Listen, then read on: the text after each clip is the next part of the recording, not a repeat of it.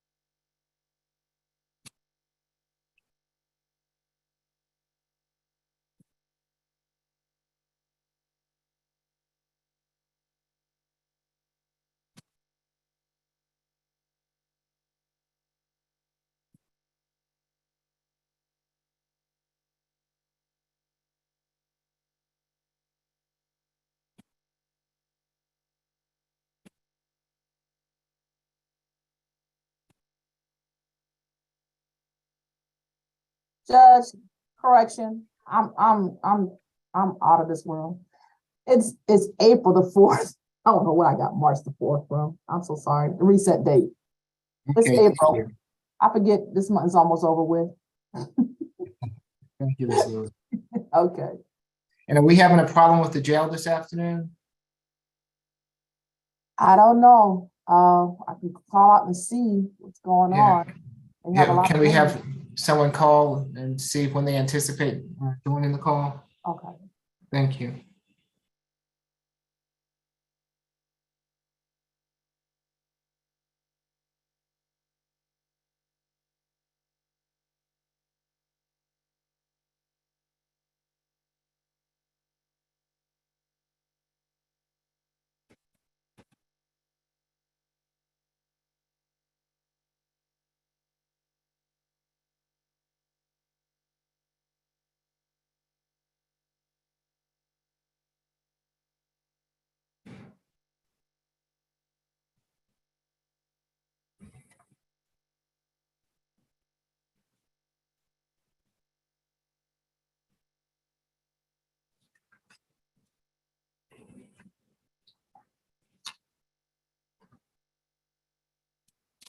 So they just got into the courtroom. They're giving the log on shortly. Okay, thank you.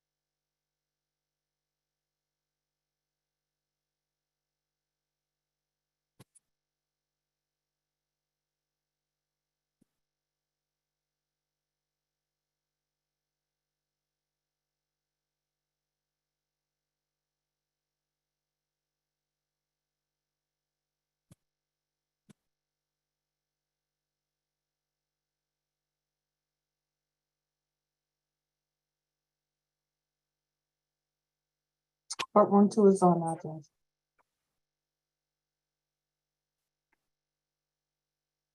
Okay, whenever you're ready, courtroom 2. Yes, sir. We're gonna start with Mr. Burley, Carlton Burley. Position 5. Thank you. Good afternoon, Mr. Burley. I'm Judge Eric Morrow. This is the state court expedited accusation calendar that we're conducting by video. Do you agree to have the case heard by video? Can you hear me, Mr. Burley? By video. Yes, sir. Okay, Mr. Burley, you've been charged in case 23 CR 0016885H with battery family violence. Is there a history? Who do we have from pretrial? I'm sorry, Judge, I didn't hear the name. It's Nikhil. His position. Good afternoon, Ms. Roberts. His position number 5, Mr. Burley. Carlton Burley, he has 28 cycles. He appears to have an open case, 22 CR 007-275H. That is for DUI, possession of marijuana less than an ounce, possession of an open alcohol container, illegal stop stand where prohibited, and knowingly driving on cancel or revoke registration. Has a 2022 conviction for terroristic threats and aggravated assault. 2015 conviction for theft by receiving stolen property and driving while license suspended or revoked. A 2013 conviction for aggravated assault with a deadly weapon, 2 counts of terroristic threats, possession of a firearm during the commission of a felony, cruelty in the third, and obstruction of a law enforcement officer. Battery conviction 2011, and possession of marijuana less than an ounce, 2008 conviction, 3 FTAs, and nothing further. Good afternoon, Ms. Dillingham. Good afternoon, Your Honor. This incident occurred Saturday, March 18th, 2023, when officers responded to 1606 Van Epps Road, which is the defendant's grandmother's house. The defendant and the victim in this case, Miss Erica Porter, were leaving a funeral, and the victim stated that the defendant was noticeably intoxicated and should not want him to drive, as he currently has an open DUI case going on. They began to get into an argument, and because she insinuated that he didn't drive, he reacted and became irate and began punching her in the face multiple times. Upon the officers' arrival, they observed severe lacerations and cuts to her face. The defendant and the victim do share a child together, and due to the fact that this happened 2 days ago, the state has serious concerns for risk of reoffense and intimidation of the witness, as she has stated that she is in fear of the defendant. For that reason, the state is recommending a $5,000 cash bond, no further contact with Miss Erica Porter, and we do not have her current address. We would just ask to stay away from any address that she is residing at, and third-party transfer of their child. Thank you. Good afternoon, Ms. McLeod. Good afternoon, Your Honor. Mr. Burley is 36 years old. He actually shares 6 children with the complaining witness, Miss Porter. They had been in a long-term relationship for over 17 years. They've known each other since they were in their early teens. I would point out that even though my client does have some history, I believe this is his first battery family violence offense, Your Honor. I would ask the court to consider giving my client a reasonable bond so he can get out of jail and work to support his children. He tells me that he works in HVAC. He has been to trade school, and he is very much involved in the lives of these children, Your Honor. He doesn't have an issue with third-party transfer of the children. But as I said, they do share 6 minor children, not just 1. Do they live together, Ms. McLeod? They do not live together, Your Honor, but they do co-parent these children. Okay. It's going to be a $5,000 good bond, no further contact with Ms. Porter, stay away from her address, third-party transfer of the children for visitation purposes, and no drugs, alcohol, or weapons while out on bond. Good luck to you, Mr. Burley. Thank you, Your Honor. And that concludes my business before the court today. May I be excused? Good afternoon, Ms. McLeod. Your Honor, I could not hear you. I'm sorry. I was Yes. asking. Oh, thank you. Yes, have a good afternoon. Thank you. Thank you. Who do we have next?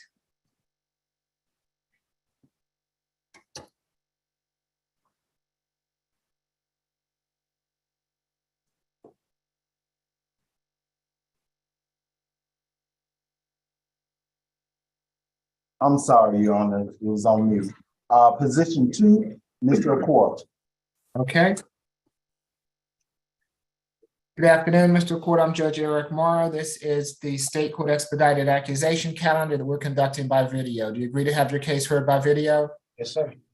Thank you. You've been charged in case 23 CR 001682D with simple assault family violence. Is there a history, Ms. Roberts? No, sir. 12 cycles, appears to be on 2 probations. The first is out of Cherokee County for criminal damage to property and criminal attempt to commit a felony. Disposition was June of 2019, 5 years confinement and 10 years probation. Also appears to be on probation out of Fulton County for cruelty in the first, 18 SC 161117. Disposition was August of 2018, 2 years confinement, 8 years probation. Has a 2018 conviction for aggravated assault and 2 counts of terrorist threats. A 2018 conviction for theft by shoplifting, and then a 2013 conviction for aggravated assault and willful obstruction of a law enforcement officer, and 2 probation violations, and nothing further. Thank you. Ms. Dillingham? Yes, Your Honor. This incident occurred yesterday, March 19th, when officers responded to 3085 Empire Boulevard, which is the residence of the victim in this case, Mr. Azizi Akwart Sr., who was the defendant's father. There they learned that the defendant had become irate with his father, and he and his other family members. The defendant pulled out a knife and began running towards Mr. Akwart, pointing the knife at him. Mr. Akwart did state that he is currently in fear of the defendant and does not want him to return home. For those reasons, Your Honor, the state is requesting a $2,500 surety bond, no further contact with Mr. Akwart Sr., and a stay away order from 3085 Empire Boulevard. I do believe Mr. Akwart is on the live today, and we would ask to sound for him.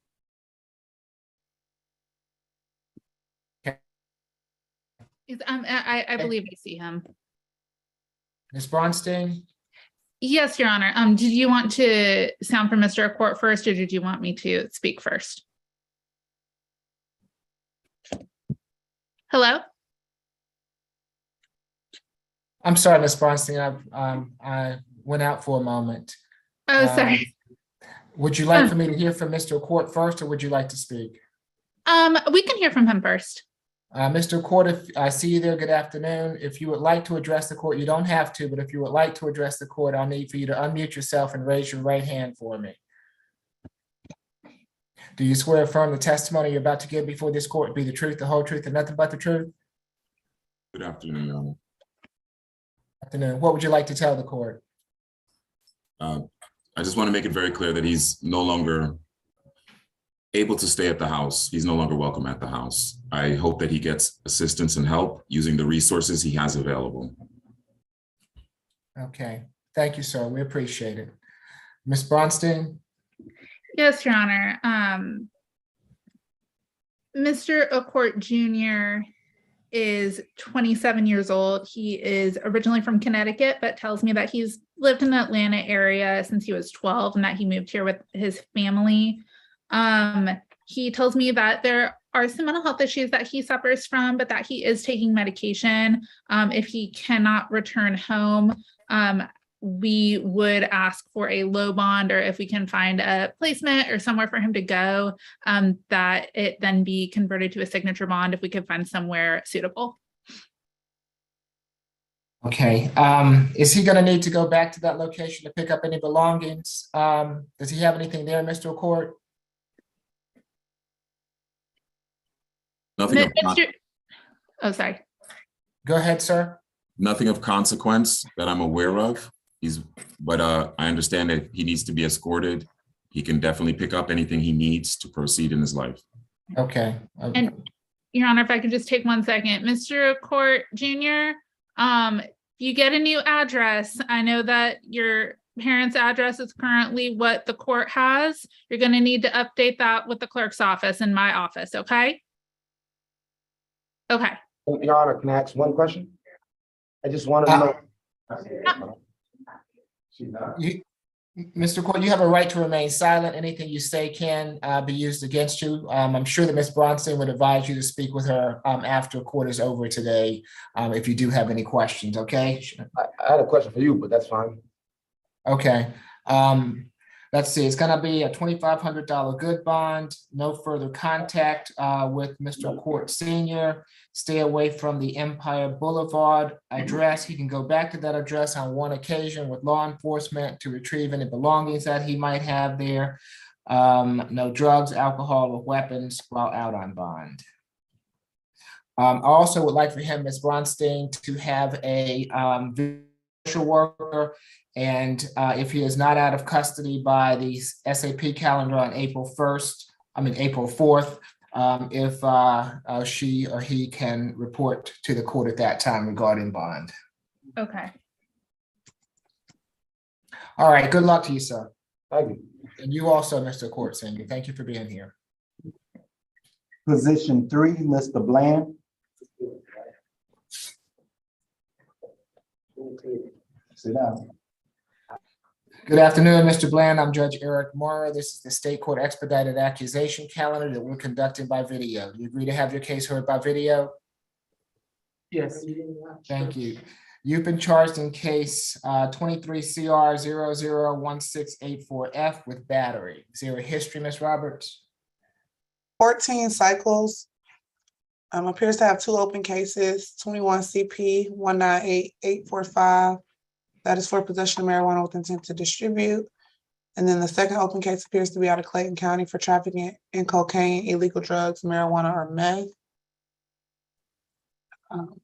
A 2012 conviction for driving while license suspended, canceled, or revoked. 2 FTAs, 2014, 2023. Had a few arrests out of Union City, but there's no disposition listed, so I'm not sure if they're still open. 2022 battery family violence. Is the 2022 battery family violence this case, or is it a different case? Because this case is old. The arrest date is from June 28th of 2022. Right, but when's the incident date? I'm not sure. Because there's a whole mess that we're trying to figure out about that. Well, it's 2 batteries out of Union City on his GCSE, cycle 12 and 13, June 28th, 2022, and then March 18th, 2023. Battery family violence from June, and then battery from March, well, from 2 days ago. Yeah, nothing further. Thank you. I'll talk to the judge. Okay, thank you. Mr. Dillingham?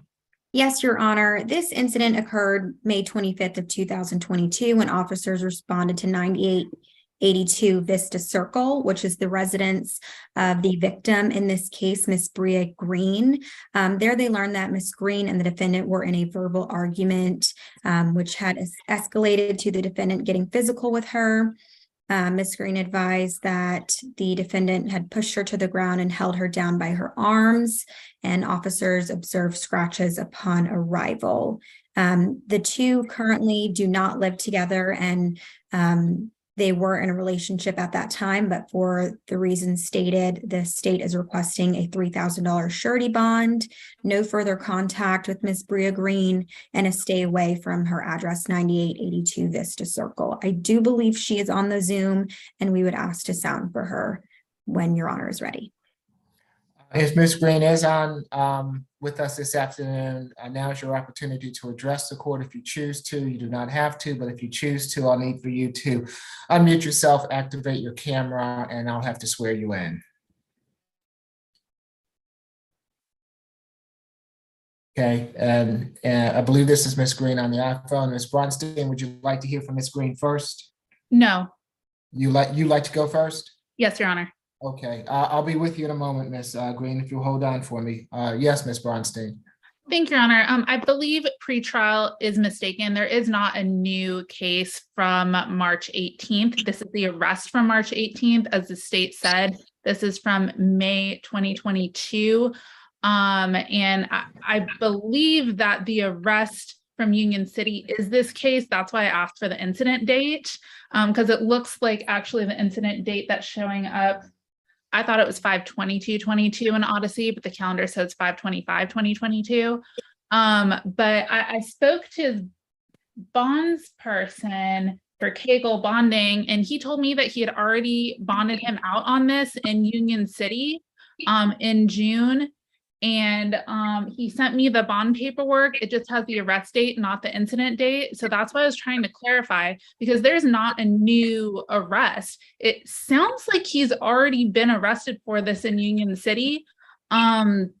He does have in that he said that he went to court, got bounded over to Fulton County, and then he hadn't gotten a court date. He does have a new address. I can update the court with that address. The bonds person seemed well with it. So if he gotten a court notice, I'm sure he would have sent it to Mr. Bland. He's 31 years old. Just for the court to be aware, he does not qualify for the public defender's office if he is to bond out. He is 31 years old. He has a bachelor's in computer science from Morehouse. He works in computer generated solutions, and he's been doing that for 8 years. He has a 3-year-old child who lives with him. He's a full-time dad, and the mother is out of the country. And the toddler is currently with a babysitter because there's no one else for him to stay with. And Mr. Bland has lived in Atlanta since he was 2. He was born in Ohio, but he moved here as a baby. His whole family is here, his 2 siblings, his mom. He's, as the state said, he does not live with the complaining witness in this case. We're asking for a signature bond in this case. It sounds to me like he already bonded out on this, and I don't understand why we're here. I can also update the court with the new address. Who should I type that to, though? You can type it to Katrina Lewis. And for some reason, the chat feature is being weird. I'll email it to you. Okay, thank you. So while you're doing that, Ms. Bronstein, Ms. Green, would you like to address the court? Ms. Green, can you hear me? Can you hear me? Yes, can you raise your right hand for me? Yes, sir. Do you swear affirm the testimony you're about to give before this court be the truth, the whole truth, and nothing but the truth? Yes, sir. Okay, you can put your hand down. Thank you, Ms. Green. What would you like to tell the court?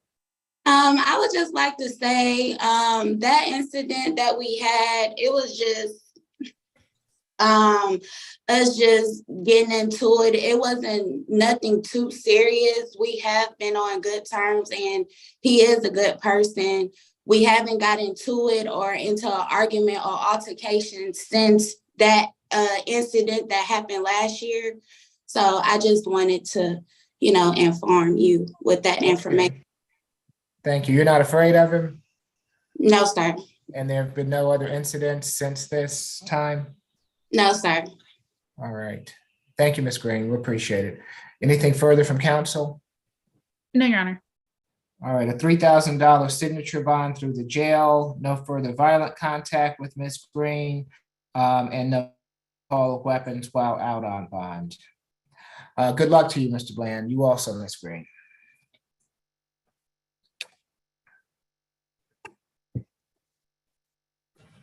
Position 4, Mr. Blevins.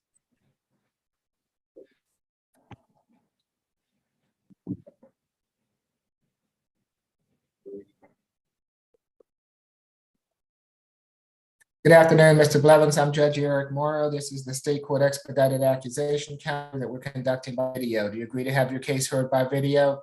Yes, Your Honor. Thank you. Mr. Blevins, you've been charged in case 23 CR 001686A with 2 counts of battery, family violence, and 3 counts of criminal trespass. Is there a history? 2 cycles, FTA 2019, and then a conviction for carrying a weapon without a license in 2019, and nothing further. Okay, Ms. Dillingham? Yes, Your Honor. This incident, there's two incidents that first occurred August 11th and August 15th. Officers responded to 741 Momsgo, MOMSGO Drive Northeast on August 15th, which is the residence of the victim in this case, Miss Erin Williams. There, they learned that day that the defendant had kicked in Miss Williams' door after she told him he was no longer allowed in her home. And he then pushed into the door, pushed her into another door within the home.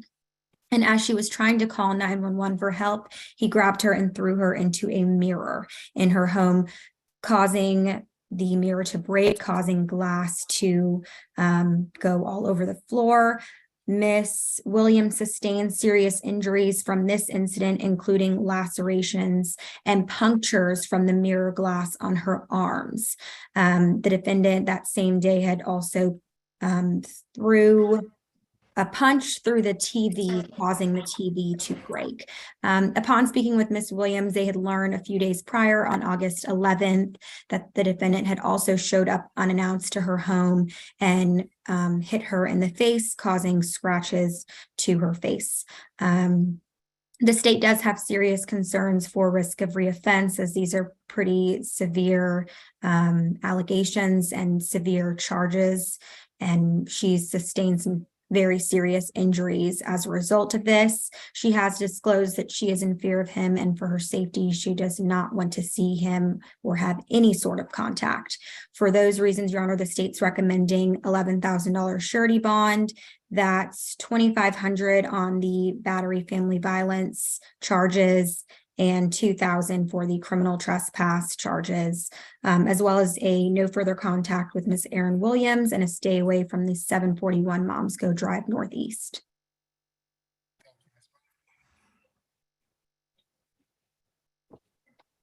Ms. Bronstein? Yes. I will be representing Mr. Blevins for the purposes of today only.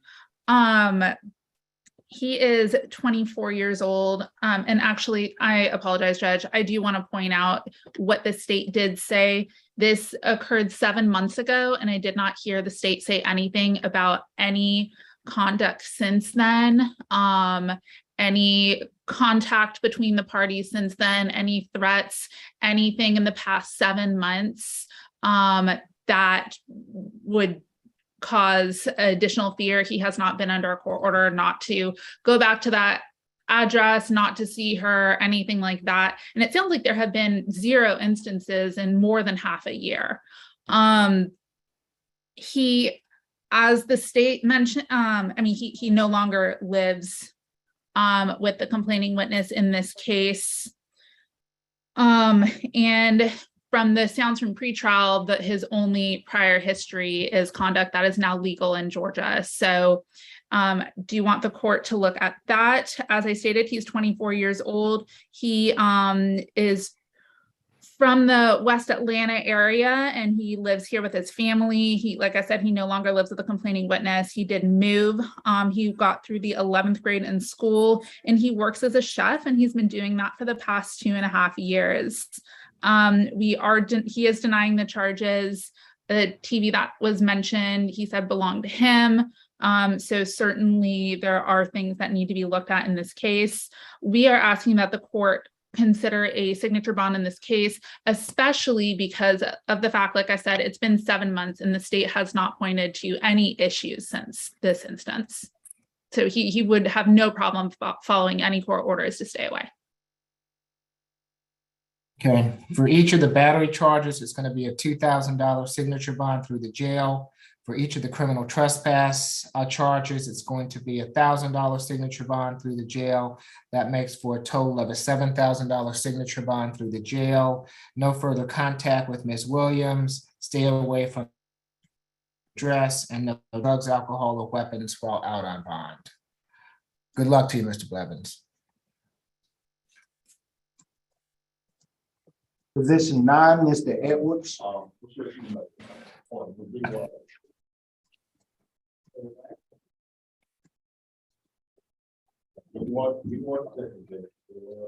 Good afternoon, Mr. Edwards. I'm Judge Eric Morrow. This is the State Court Expedited Accusation Calendar that we're conducting by video. You agree to have your case heard by video? Yes, sir. Good afternoon, everyone. Thank you, Mr. Edwards. You've been charged in case 23 CR 001680G with battery family violence. Is there a history? 3 cycles. 3 cycles, a 2016 conviction for possession of marijuana less than an ounce, 1 probation violation from 2016, had an arrest in 2021 in Union City for cruelty and aggravated assault. There was no disposition listed, so I'm not sure if that case is still pending, and nothing further. Thank you, Mr. Yes, Your Honor, this incident occurred yesterday, March 19th, when officers responded to 5250 Jonesboro Road, which is the residence of the victim in this case, Miss Stacy Jennings. There they learned that a verbal argument had escalated to the defendant becoming physical with Miss Jennings. The defendant, Miss Jennings, stated that she had tried to get her keys from the defendant when he began striking her and punching her multiple times. He punched her in the back of the head. He busted her lip, causing it to bleed. And Your Honor, the state has really serious concerns regarding Miss Jennings' safety and the risk of reoffense, as the defendant has a current open case for aggravated assault by strangulation when he strangled Miss Jennings to the point of unconsciousness in July 9th of 2022. So for that reason, Your Honor, the state's recommendation in this case is a $5,000 cash bond. We did have a chance to speak with Miss Jennings. She stated she wants absolutely no contact with the defendant, and a stay away order from the 5250 Jonesboro Road address. Ms. Braunstein? Yes, Your Honor. I do want to point out this isn't a case where he was out on bond for the aggravated assault and then committed another offense. He was arrested for both just recently, and together, I believe when he was arrested on this family violence battery, he was also arrested on that aggravated assault charge. He did go to Superior Court this morning. He was denied bond on that case. However, we're here for this case. Obviously, this is a misdemeanor. He is legally entitled to bond. I just wanted to let the court know that it's not a situation where he violated a court order or anything. He is 28 years old. He told me that he and the complaining witness do not live together. The address he gave me and that I saw in Odyssey is not the same address as the incident location. He told me that he has lived in the Atlanta area for 18 years. He moved here as a child from DC. His mother and his brother live here. He has ties to the community. We are asking for a surety bond not to exceed $5,000. And Your Honor, if I may, I do believe Miss Jennings is on the Zoom and we would ask to sound for her. Ms. Jennings, if you are with us, and I see that you are, to address it, not required to, but if you would like to, then now is your opportunity to address the court. If you choose to do so, you'll have to unmute yourself, activate your camera, and I'll have to swear you in. Is it possible that I can speak without activating my camera? No, ma'am. Okay, 1 second.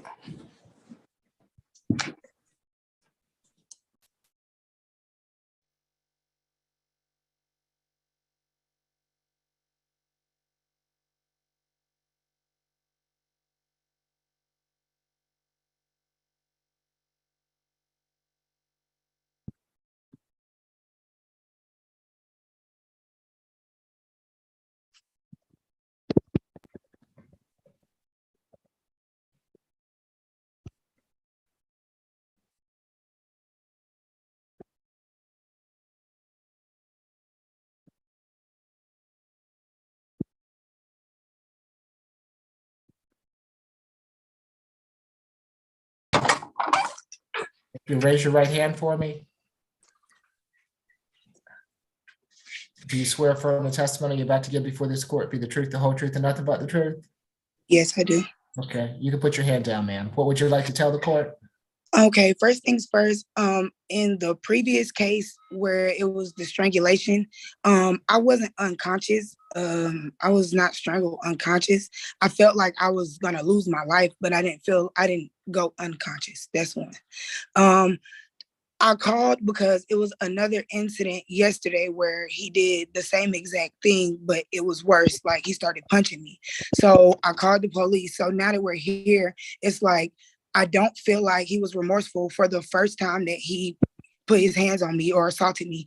And now that we're here again, you don't have no remorse or no regard for what you did or have learned a lesson at all. So I ask that he stay away from me. And I really ask that it's no bonds to be given to him. But if I can't have nothing to do with that, I just want this to be the last day that I say anything about this situation. I don't want to ruin his life, but I feel like it is important for somebody of his caliber and his age, as a son of a single mother and as a father of a daughter, to know how far of an extent that your aggression can do to somebody and what it can do to you. So I just feel like at this point, my hands are up. The truth is the truth. I've tried to extend grace multiple times and I feel like it wasn't respected. So now I have nothing to say or nothing to feel about the situation. I just want to move forward. Okay. Thank you, Ms. Jennings. I appreciate you being here this afternoon. Anything further, Ms. Bronstein or Ms. Dillingham? I would just like to reiterate the reason for the request of the $5,000 cash bond, as this did occur yesterday. And as you just heard, she is in fear of him as he has severely injured her. And I also want to point out that he, again, that he was no bonded in Superior Court. So it's not like he's getting out of jail. It's going to be a surety bond. It's going to be a $5,000 good bond, no further contact with Ms. Jennings, stay away from the Jonesboro Road address, and no drugs, alcohol, or weapons while out on bond. And just so you know, Mr. Edwards, no contact means absolutely no contact, no personal contact, no phone contact, no email contact, no social media contact, no contact whatsoever, okay?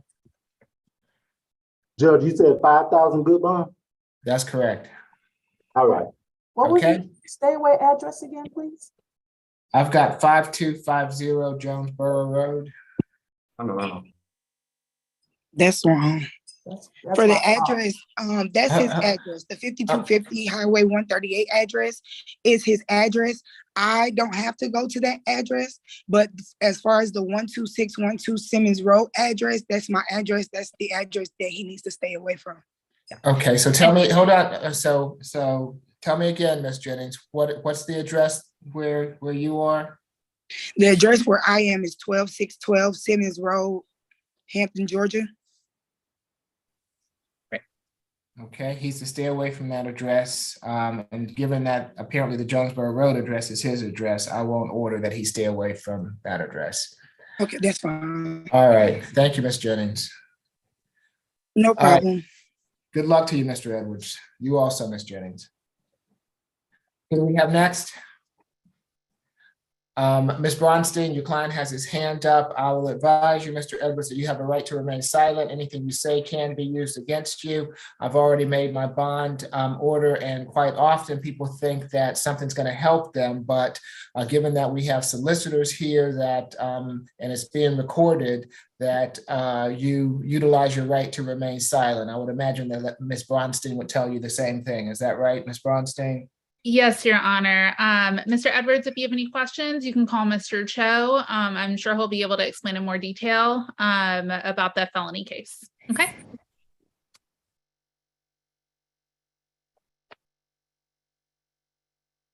Position 10, Mr. Flowers.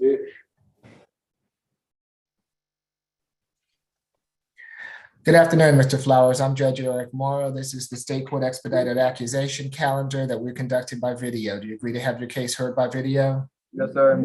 Thank you. Mr. Flowers, you've been charged in case 23 CR 001678E with criminal trespass. Is there a history? Good afternoon, Ms. Duncan. Good afternoon, Your Honor. He has 17 cycles, 4 out of Georgia, 6 out of Alabama, and 7 out of Texas. Has 3 FTAs, 2023, and 2 in 2017. A 2021 conviction out of Texas for possession of a controlled substance. 2009 conviction out of Texas for driving while license suspended. And then a 2010 conviction out of Texas for driving while intoxicated. A trespassing conviction in 2017 out of Alabama. A 2016 shoplifting conviction out of Alabama. And then a 2016 possession of marijuana and possession of drug paraphernalia conviction out of Alabama. And then a 2023 tampering with evidence conviction out of Georgia, and nothing further. Thank you. Ms. Duncan? I additionally saw a forgery in the 3rd degree out of DeKalb County, but it had no disposition. In this case, it occurred on March 18 at 651 Moreland Avenue. When officers arrived based on a trespass call, they checked the windows and the doors of the building, which were all secured. They parked their vehicle at the back of that building and checked for movement inside, because I guess it had been reported that someone was in there. They observed the defendant in this case inside of the kitchen area. So they went to the rear window and advised the defendant to come out of that property. However, instead of coming out of the property as officers had asked, the defendant went upstairs in the property and kept the doors locked. The property manager had given officers the code to the front door and the alarm, so they used that to enter the home. And they found the defendant hiding upstairs in a closet. Your Honor, this is his 2nd instance in a week. So we have some concern about the risk of reoffense. He does have an open case in state court 23 CR 00147E that took place on March 13th, 2023, where he received a $2,000 sign-on bond that you ordered at that time, and it was to stay away from this exact same property. We also have some concerns about this defendant's flight risk, given that he has several FTAs in the past 5 years, and some concerns about this defendant's likelihood to respond to the legal process, because as I stated before, this defendant was just alleged to have done this exact same thing about a week ago, and you told him to stay away and gave him grace on a signature bond through the jail and allowed him to leave. And he went back and did this exact same thing. It's for those reasons, Your Honor, that the state is going to be requesting a $1,500 surety, a stay away from the incident location on the record, no alcohol, drugs, or weapons, and no further violations of Georgia law. Thank you. Ms. Bronstein? Thank you, Your Honor. Sorry, I was trying to look up the Fulton County Board of Tax Assessors.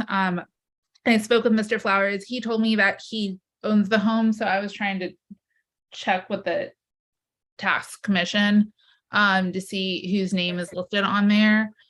He's 38 years old.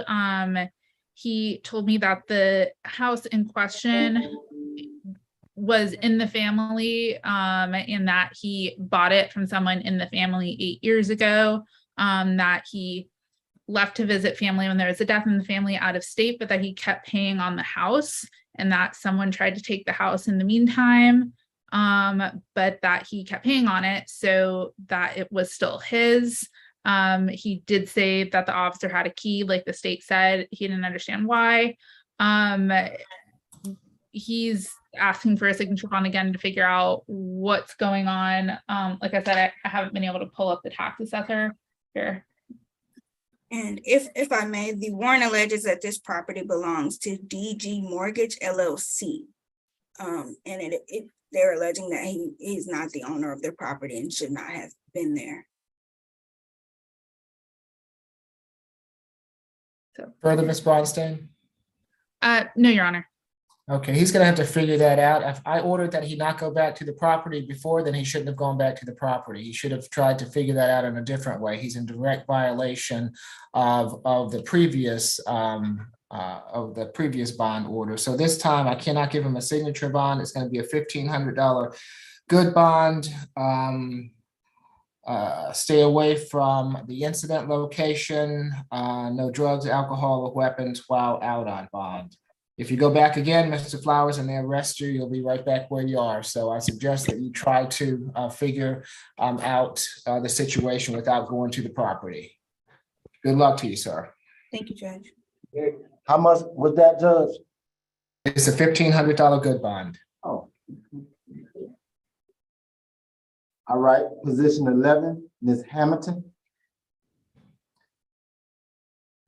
And I believe she told me that she had a private attorney.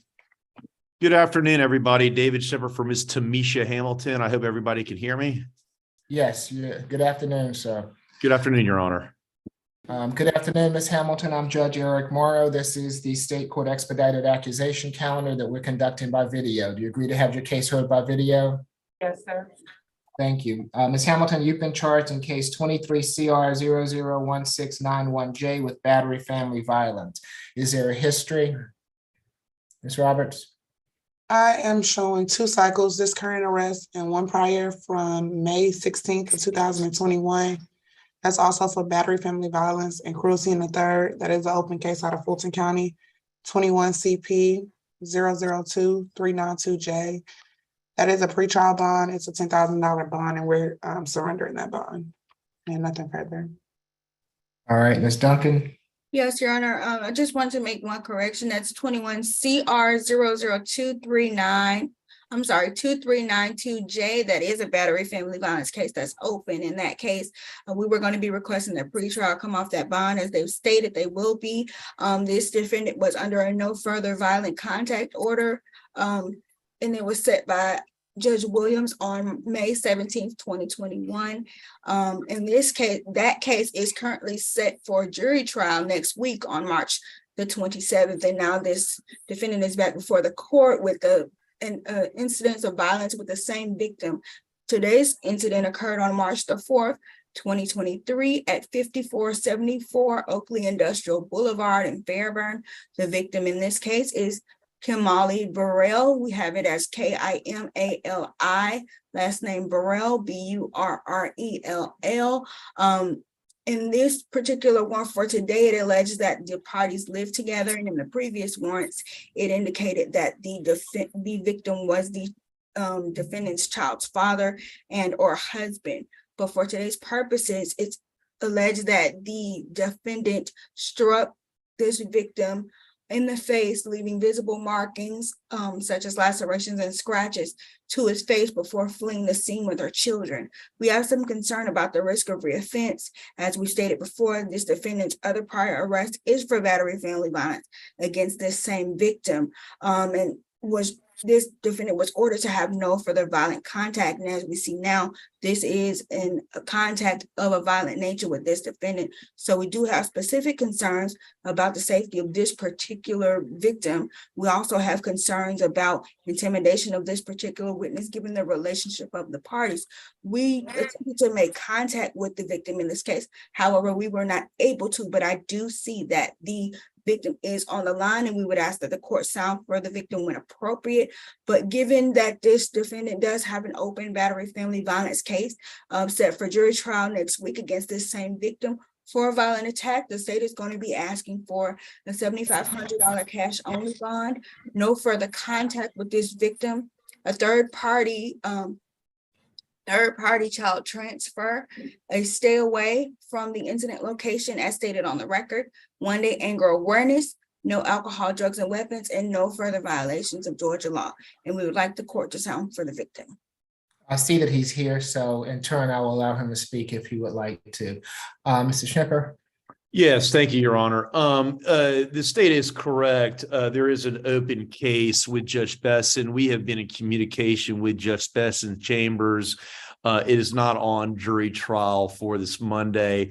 I've been in communication with the assistant solicitor in the case about doing a potential global resolution. So I just want to make that clear. Ms. Hamilton, as soon as this incident occurred, was in communication with me in trying to do the right thing and abide by the court system and the warrant. And I spoke to the officer, wanted to make sure that there was a warrant once I was aware of that. She's very adamant and been very cooperating to turn herself in. I did contact again Judge Besson's, and they are aware that she is has had to make cooperation.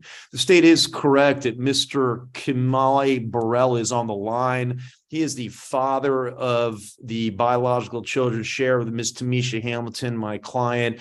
really is wanting Ms. Hamilton to come home to have, again, no violent contact.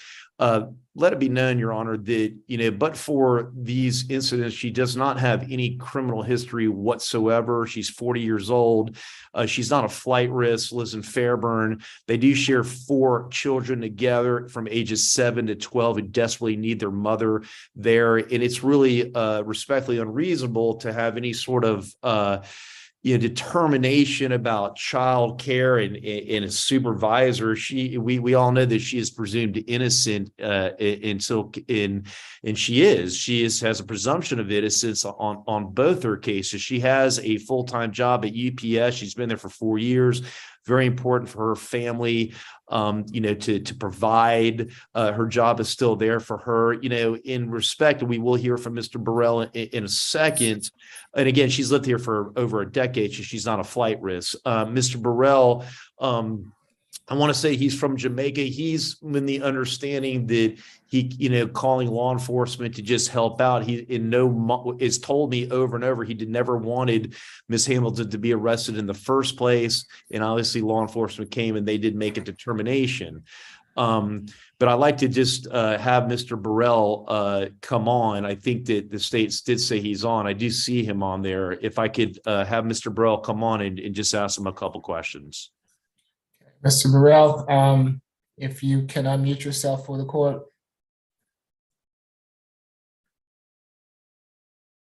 Mr. Burrell, you need to unmute yourself, sir. Okay, there. I think he's trying to. I think he did. Yes, sir. Okay, can you hear me? Yes, I can hear you. Okay, can you raise your right hand for me? Do you swear affirm the testimony you're about to give before this court be the truth, the whole truth, and nothing but the truth? Yes, sir. Okay, you can put your hand down. Thank you, sir. Counsel? Yes, Mr. Burrell, can you state your name for the court, please? My name Kimali Burrell. And what is your relationship with the defendant, Ms. Tamisha Hamilton? She's my wife. Okay, do you guys live together? Yeah, yes, we do. Are you is it true, remember you're under oath, that you want Miss Hamilton to come home? Yes, sir. Are you comfortable with Miss Hamilton to come home? Yes, sir. And you share how many children with Miss Hamilton? 4. And what are the ages range of these children that you share with Miss Hamilton? I think it's 12, 11, 7, and 6. And are you comfortable with Miss Hamilton around both your children, but the children you share? Yes, sir. And you communicated to me, and obviously I'm Miss Hamilton's lawyer, that you want a no violent contact order in place again with Miss Hamilton, correct? Correct. Okay, that's all the questions I have for this witness, Your Honor. Thank you, Ms. Duncan. And just a few questions, Mr. Burrell. My name is Ms. Duncan. I wanted to ask you that on March 4th, did you call the police? Yeah, I did, but I never mean to call him. Why did you feel the need to call the police on that day? Yeah, because I want her to calm down,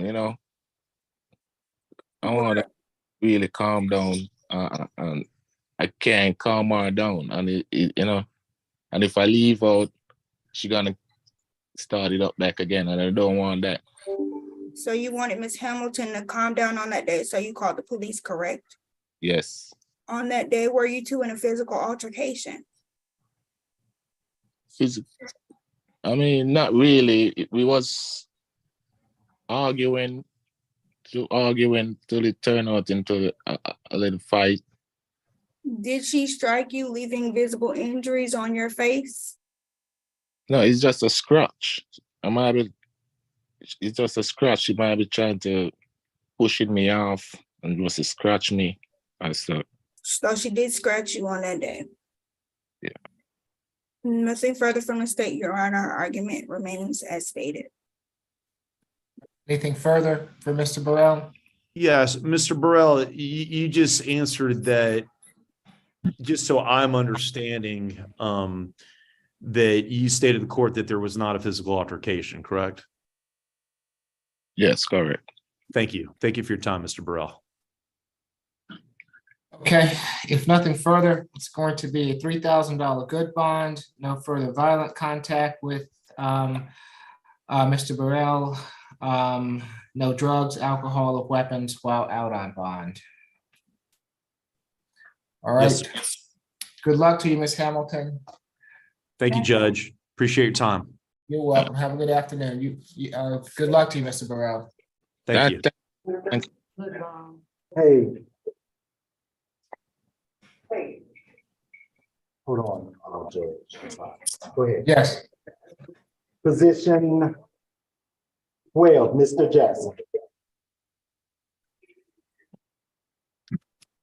We still Good afternoon, Mr. Jackson. I'm Judge Eric Morrow. This is the State Court Expedited Accusation Calendar that we're conducting by video. Do you agree to have your case heard by video? Yes, sir. Thank you. Mr. Jackson, you've been charged in case 23 CR 001694C with reckless driving, failure to use your turn signal, improper erratic lane change, and failure to obey signs or control devices. Is there a history? Your Honor, I'm sorry, before we start, I just want to make sure that his lawyer is here. He told me that he had a private attorney, Mr. Muhammad. So I did not speak with him after he told me that. Courtroom 2, if you can unmute for me.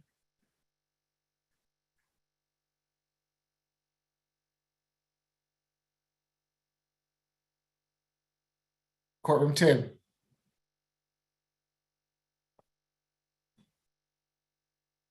I'll need for you to unmute so I can speak with Mr. Jackson.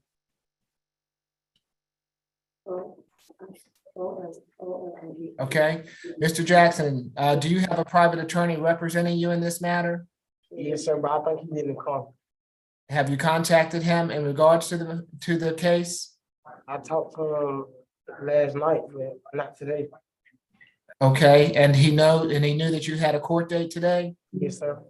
All right, so let me just let you know, Mr. Jackson, if your lawyer's not here and you would like to utilize his services, then I'm going to have to place you on tomorrow's calendar so that to give him the opportunity to be here. No, If you I can use her. say it again, I said, we okay? I use her. I Well, can't I hear. haven't spoken to him, so I can't do that right now. I would need to speak with him. Okay, I will allow you to speak with Ms. Bronstein regarding this matter. Ms. Duncan, are you all going to request a good bond in this matter? Yes, we are, Your Honor. Okay, let me go ahead and just get his history so Ms. Bronstein knows his history while she's speaking with him. 10 cycles. He appears to be on first offender probation for participation in criminal street gang activity, theft by receiving stolen property, possession of tools for the commission of a crime, reckless driving, driving without a valid license, and possession of marijuana less than an ounce. That disposition was September of 2019, 7 years. He has 1 FTA from 2022, another conviction from 2022 for criminal attempt to commit a felony, and then 1 probation violation from this year, and nothing further. Okay. Ms. Bronstein, is there anyone else from your office here today? Yes, Ms. Samantha Adams is here. Also, the jail just called me. Apparently, position 1 on the calendar was not on the poll sheet, so we have not spoken to her either. So if the court wants one of us to do our cases and the other one to speak to people, or vice versa, however. Right. So if you can speak with Mr. Jackson now, and good afternoon. Actually, if I may, Your Honor, the jail has called me. I'm actually currently on the phone with the jail right now with one of the people on the calendar. Okay. Okay. Position. Right, so okay, correct. So we'll need to go to someone else while they speak with Mr. Jackson regarding this case. So would the jail call me? Would we have a breakout? Yes, you can call. Okay, but I don't want one of you gone at a time because we can't carry on court if you're both gone. Sure. Right? Okay, so as soon as she's done with speaking with whoever she's speaking with, then we'll allow you to speak with Mr. Jackson. But if we can go to another one of Ms. Bronstein's cases, and then we'll come back and allow her to speak with Mr. Jackson. Okay, we can go to position 13, Mr. Jones.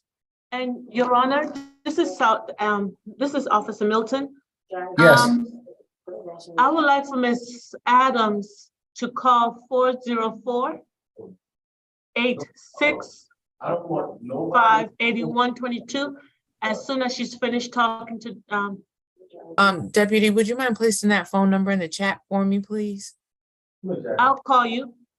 I'm on the phone with another deputy right now, and I don't want to lose the call. No problem. Thank you. All right, so this is Mr. Jones, is that right? Good afternoon, Mr. Jones. I'm Judge Eric Morrow. This is the State Court Expedited Accusation Calendar that we're conducting by video. Do you agree to have your case heard by video? Yes. Thank you. Mr. Jones, you've been charged in case 23 CR 001693D with criminal trespass. Is there a history, Ms. Roberts? Yes, 38 cycles. I saw 6 burglary convictions between 2010 and 1982. Sorry. 4 theft by shoplifting convictions. A carrying weapon without a license and possession of a firearm by convicted felon in 1987. Given false name in 1997. Theft by receiving stolen property, 98. Criminal damage to property, 2010. Disorderly conduct, 2 counts, and possession of marijuana less than an ounce, 2014. And theft by taking in 2017. And nothing further. So the last was 2017. Yes, that's what I'm showing. Okay, thank you. Ms. Duncan? Yes, Your Honor. I also saw in that GCIC a 2021 probation violation and a 2022 probation violation arrest. This incident occurred at 3349 Martin Luther King Jr. Drive, the residence of Miss Shana McCall and Gregory Dawson. That's SHANNAHN McCall, MCCALL, and Gregory, common spelling, Dawson, DAWSON. It's indicated that on March the 17th, the defendant was inside of these victims' property, sleeping in the carport area of their property. He had called officers because he had been told to leave, and apparently after officers spoke to the victims in this case, they indicated that they saw the defendant in this case entering their laundry room area. And then Mr. Dawson came outside and approached the defendant in this case, but he could not locate him. And he could not get inside the laundry room. He indicated that the door was like locked or blocked. However, when he was finally able to open the laundry room door, there was a verbal altercation with the defendant in this case. He stated that he told him several times to leave his property, and he became combative with him at that time. There was a physical altercation that ensued, and he attempted to scare the defendant away. However, the defendant did not leave at that time. He was also struck by the victim, Mr. Dawson, in this case, a couple of times. Officers were called, and because of this defendant's history with those burglary convictions and theft by shoplifting, and him being in their property and refusing to leave, and instead of going from the carport to somewhere else, he went into the laundry room and locked the door. The state is going to be requesting that the preset bond remain. It's set at 3,500 surety, that this defendant stay away from that incident location, have no alcohol, drugs, weapons, 1-day anger awareness, and no further violations of Georgia law. Okay, Mr. Jones, I see you there. Put your hand down, sir. I see you. I'm going to just let you know that you have a right to remain silent. Anything you say can be used against you. You have Ms. Bronstein here today representing you. If you need to talk to her after she addresses me, then I'm happy to give you that opportunity. But you do have a right to remain silent, and I'm sure that Ms. Bronstein would want you to do that. So let me speak with Ms. Bronstein first, and if you want to speak with her, I'll give you that opportunity, Mr. Jones, okay? Okay, thank you, sir. Ms. Bronstein? Yes, Your Honor. Mr. Jones is 57 years old. As I think is kind of evident by the facts in this case. He is residentially challenged, does not have a place to stay. He told me he was trying to find somewhere to sleep. Clearly, he has some issues that he needs help with. We talked about that. He did request the services of a social worker in my office, so I did write that down.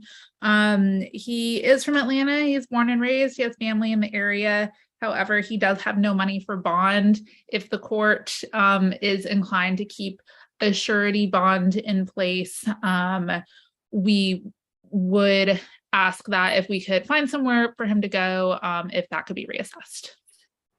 Okay. And I was I'm sorry, Your Honor. I just would like for the record, I don't know if the victims are here, but we'd like for you to sound for them just in case. If either Ms. McCall or Ms. Dawson is on the line, now is your opportunity to address the court if you choose to do so. Okay, it's going to be $1,000 good bond, no further contact with Ms. McCall or Mr. Dawson, stay away from 3349 MLK Junior Drive, and a social worker visit to assist with his housing situation. Ms. Bronstein, if he is still in custody at the SAP calendar, if you will please have them report to me so that if he has a place that he can go, then I'm happy to possibly modify the bond. Okay. All right. Good afternoon, Ms. McCutcheon. How are you today? I'm fine, Judge. How are you? Doing I didn't realize my well. camera. I didn't realize that clicked my camera on, Judge. I didn't have anything to say. I'm sorry. Okay. No problem. I just wanted to acknowledge that I see you there. And thank you, Judge. didn't know if Thank you had you. some input. All right. No, thank you. I'm just listening. Thank you, Judge. Okay, you're welcome. Good luck to you, Mr. Jones.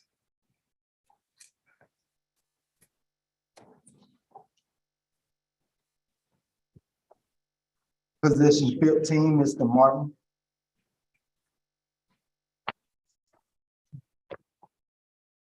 Good afternoon, Mr. Martin. I'm Judge Eric Morrow. This is the State Court Expedited Accusation Calendar that we're conducting by video. Do you agree to have your case heard by video? Sure, yes, sir. Thank you, Mr. Martin. You've been charged in case 23 CR 001676C with pedestrian and roadway. Is there a history, Ms. Roberts?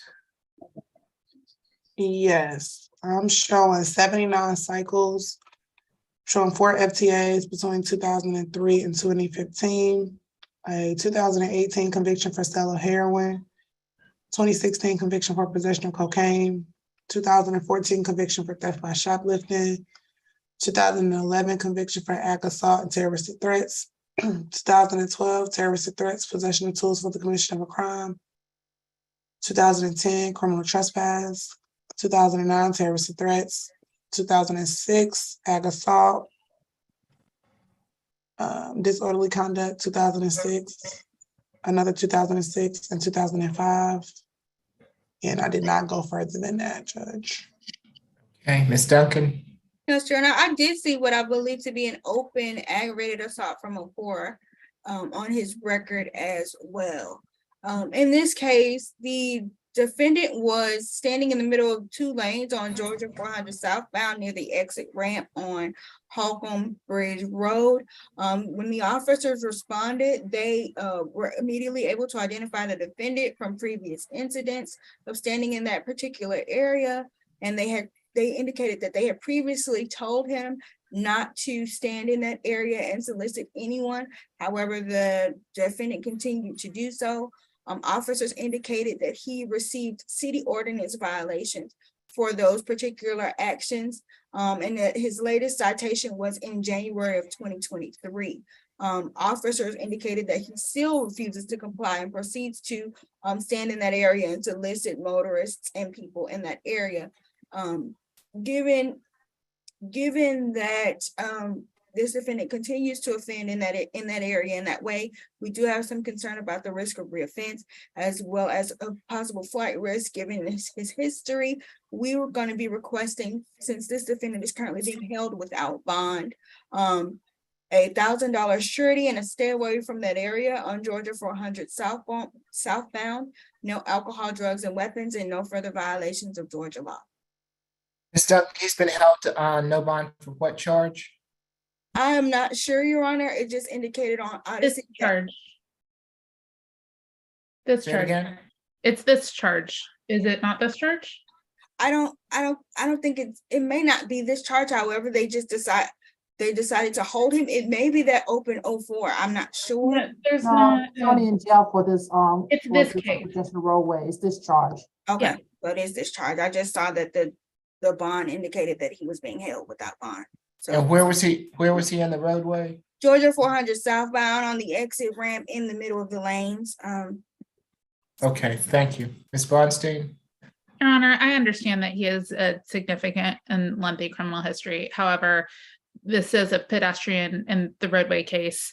Mr. Martin is 62 years old. He is residentially challenged. However, he does have a good mailing address and will receive any notice for any court date. His mailing address is the address that's in Odyssey. He did confirm that anything he gets mailed to that address, he will receive. So any court notices he will get. He's residentially challenged and was literally trying to survive, yet he's currently being held in jail for this. It doesn't sound like this was violent or disorderly. Doesn't sound like there was any yelling, any threats of violence, anything. When he was arrested, according to the warrant, he had some cash and I think like a bag of chips or something. No weapons, no drugs, no anything.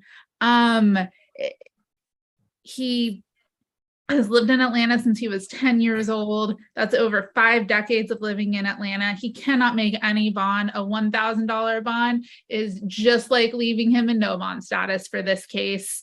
We're asking that the court grant him a signature bond in this pedestrian and roadway case so that he is not stuck here for several weeks on this charge. If I may, Your Honor, the state's basis was the continued request for this defendant not to do these actions and multiple city ordinance violations by this defendant in this case, nothing further from the state.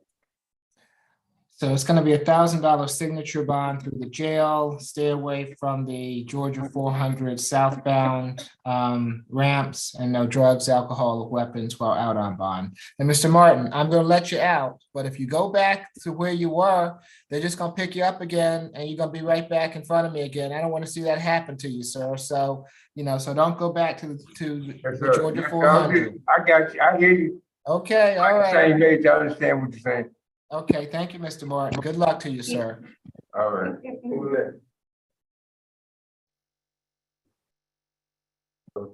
We can go to ACDC for position 6. Okay. Position 6, Ms. Carr. Good afternoon, Ms. Carr. I'm Judge Eric Morrow. Good afternoon. This is the State Court Expedited Accusation Calendar that we're conducting by video. Do you agree to have your case heard by video? Yes. Thank you. Ms. Carr, you've been charged in case 23 CR 001690E with criminal trespass, disorderly conduct, simple assault, and willful obstruction of a law enforcement officer. Is there a history, Ms. Roberts? And which position is this, Judge? Position number 6, Ms. Carr. I'm only showing 1 prior arrest or 2 cycles. She had a first offender for possession of a controlled substance, Schedule 1, or narcotic in Schedule 2. That was from 2017. It was sealed in 2022. And nothing further. Thank you. Ms. Dillingham? Yes, Your Honor. This incident occurred Saturday, March 18th, when officers responded to a McDonald's location at 2350 Cheshire Bridge. There they learned that after getting into an argument with some of the employees at the McDonald's, the defendant did not want to pay for the food that was ordered. Employees had asked the defendant to leave, to which she refused and grew irate and began throwing drinks and other items that were on the kiosk, knocking them over. An employee, specifically Miss Anon Sterling, tried to reason with the defendant and get her to calm down, to which the defendant started throwing drinks directly at Miss Sterling and threatening to beat her ass. The defendant also resisted arrest by bucking her shoulders at the officer who responded to the scene. And after the defendant left, the restaurant was in complete disarray from the drinks and items on the floor. Your Honor, for those reasons, the state is requesting a $6,000 surety bond. That is $2,000 on the criminal trespass, $2,000 on the simple assault with Miss Sterling, $1,500 willful obstruction, and $500 for disorderly conduct. And then a stay away order from McDonald's at 2350 Cheshire Bridge. And we would also ask the courts to enlist a one-day anger awareness program. Okay, Ms. Bronstein. Thank you, Your Honor. First of all, I do want to let the court know I emailed Ms. Lewis, Ms. Carr's updated mailing address. What Odyssey is not what she gave me. So the courts have that.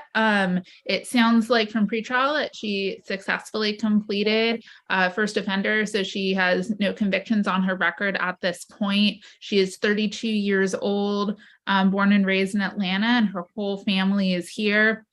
She has 2 children, ages 5 and 4. Her children, she's going through a lot right now. Her daughter has heart problems and her son has sickle cell. And for government benefits, they get Medicaid, obviously, with the significant health issues and food stamps. She is self-employed as a designer for children. Last year she did very well. This year, with everything going on with the family, she has not made any money so far. She is trying to survive.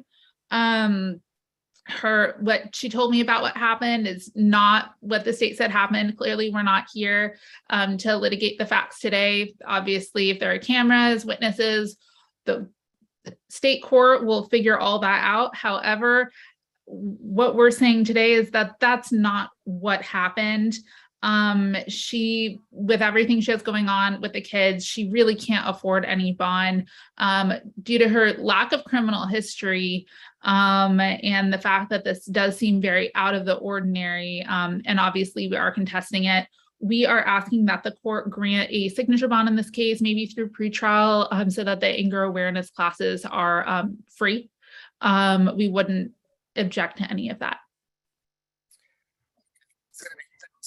Signature bond on each count, which makes it a $4,000 signature bond through pretrial per the judge. One-day anger awareness. Stay away from McDonald's on Cheshire Bridge Road, and no drugs, alcohol, or weapons while out on bond. Good luck to you, Ms. Carr.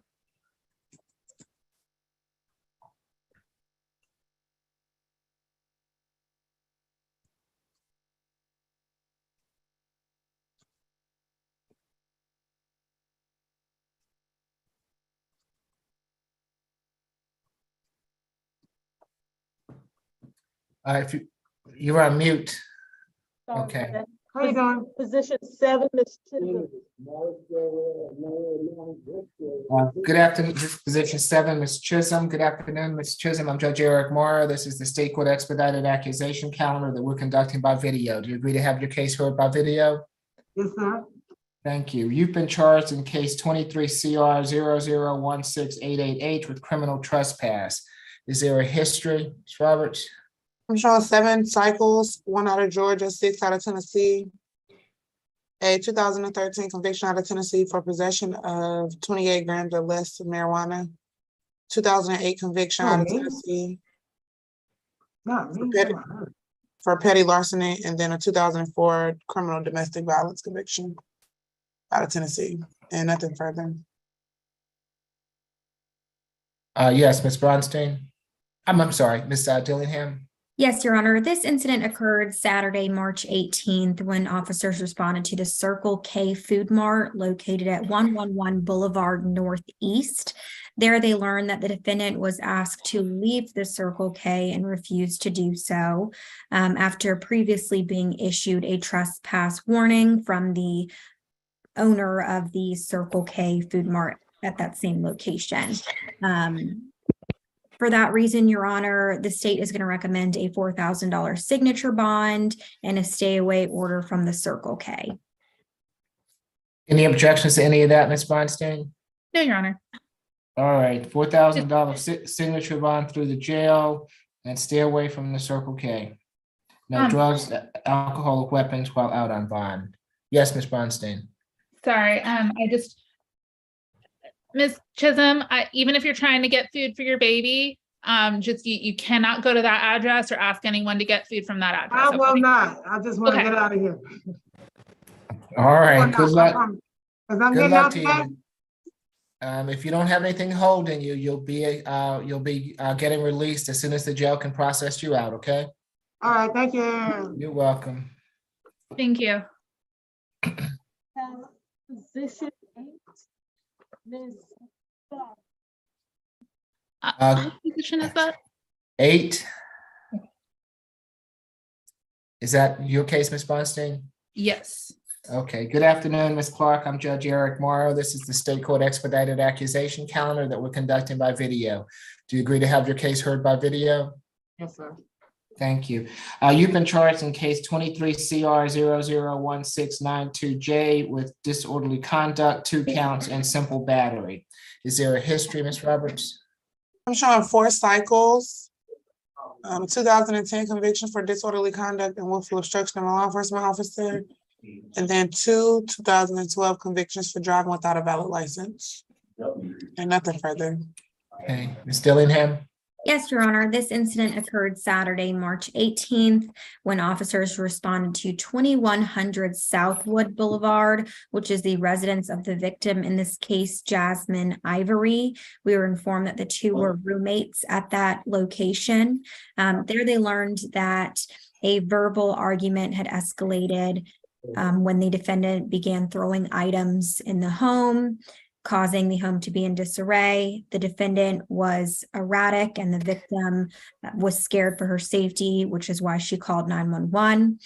Upon arrival, when the officers were entering, the defendant slammed the door in the officer's face and on his foot. And in their presence, the defendant threatened to slap Miss Ivory in the face in front of the officers. Your Honor, for those reasons, the state does have concerns regarding the defendant's return to the home. So we would be asking for a no further contact and a stay away from the 2100 Southwood Boulevard. And that's a $4,000 surety bond. What was the requested surety bond? $4,000 surety bond, Your Honor. And what's the breakdown? That is, my apologies, 1,000 for the disorderly conduct, 2,000 for the simple battery, and 1,000 for the other disorderly. Okay, courtroom 2, would you mind muting for me, please? Oh, I'm sorry, Judge. Thank you. Yes, Ms. Bronstein. Yes, Your Honor. I am representing Ms. Clark for purposes of bond only today. She is 32 years old.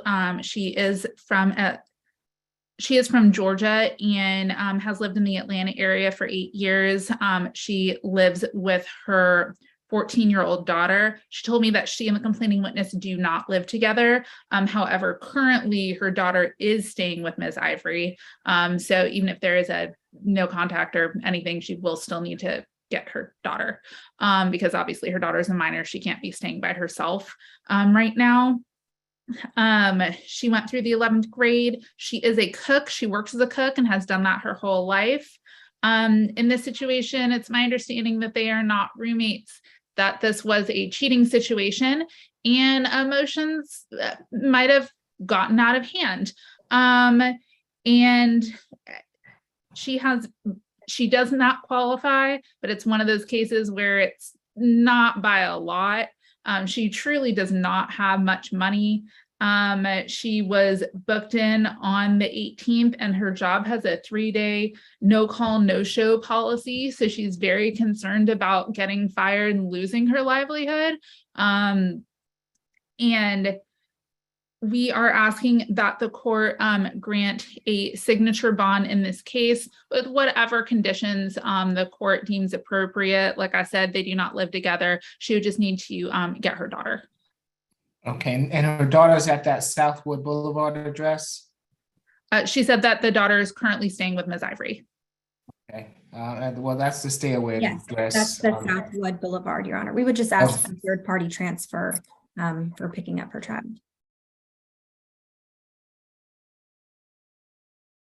Okay, so for both disorderlies, it's going to be $1,000 signature bond through the jail. For the simple battery, $2,000 signature bond through the jail. Makes for a total of a $4,000 signature bond through the jail. No further contact with Ms. Ivory. Stay away from the Southwood Boulevard address. There should be third-party transfer of the minor child, and no drugs, alcohol, or weapons while out on bond. So Ms. Clark, I'm gonna allow you to have a signature bond, but you're gonna have to, since you can't have any contact with Ms. Ivory right now, you're gonna have to have a third party help you in getting your daughter, okay? So I can go to like an officer to get an officer to get my kid?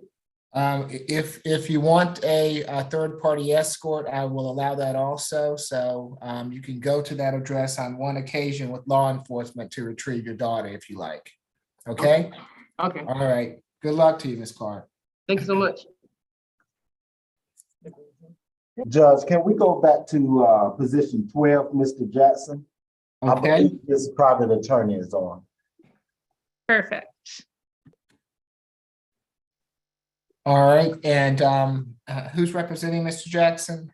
Good afternoon, Judge. Attorney Muhammad Luwamba representing Mr. Jackson. Number one, first, let me apologize for my appearance. I was retained on this one. I was actually already at my office. I logged onto the Zoom first appearance calendar when I was informed that he was on a 2 o'clock calendar. He wasn't on the 11:30 calendar. And nobody ever sent me the link when I asked them to send it in the chat. So I just now got the link, and that's why I'm tardy, Judge. So let me apologize for that. You're fine, Mr. Luwamba. We're happy to have you, and I'm glad that we could raise you this afternoon. Mr. Jackson's been charged with reckless driving, failure to use the turn signal, driving improper erratic lane change, and failure to obey signs or control devices. We've already gotten his history. Would you like for pretrial to repeat his history, Mr. Luwamba? I would, Judge.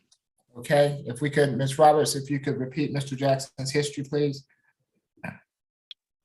10 cycles, appears to be on first offender probation for participation in criminal street gang, theft by receiving stolen property, possession of tools for the commission of a crime, reckless driving, driving without a valid license, and possession of marijuana less than an ounce.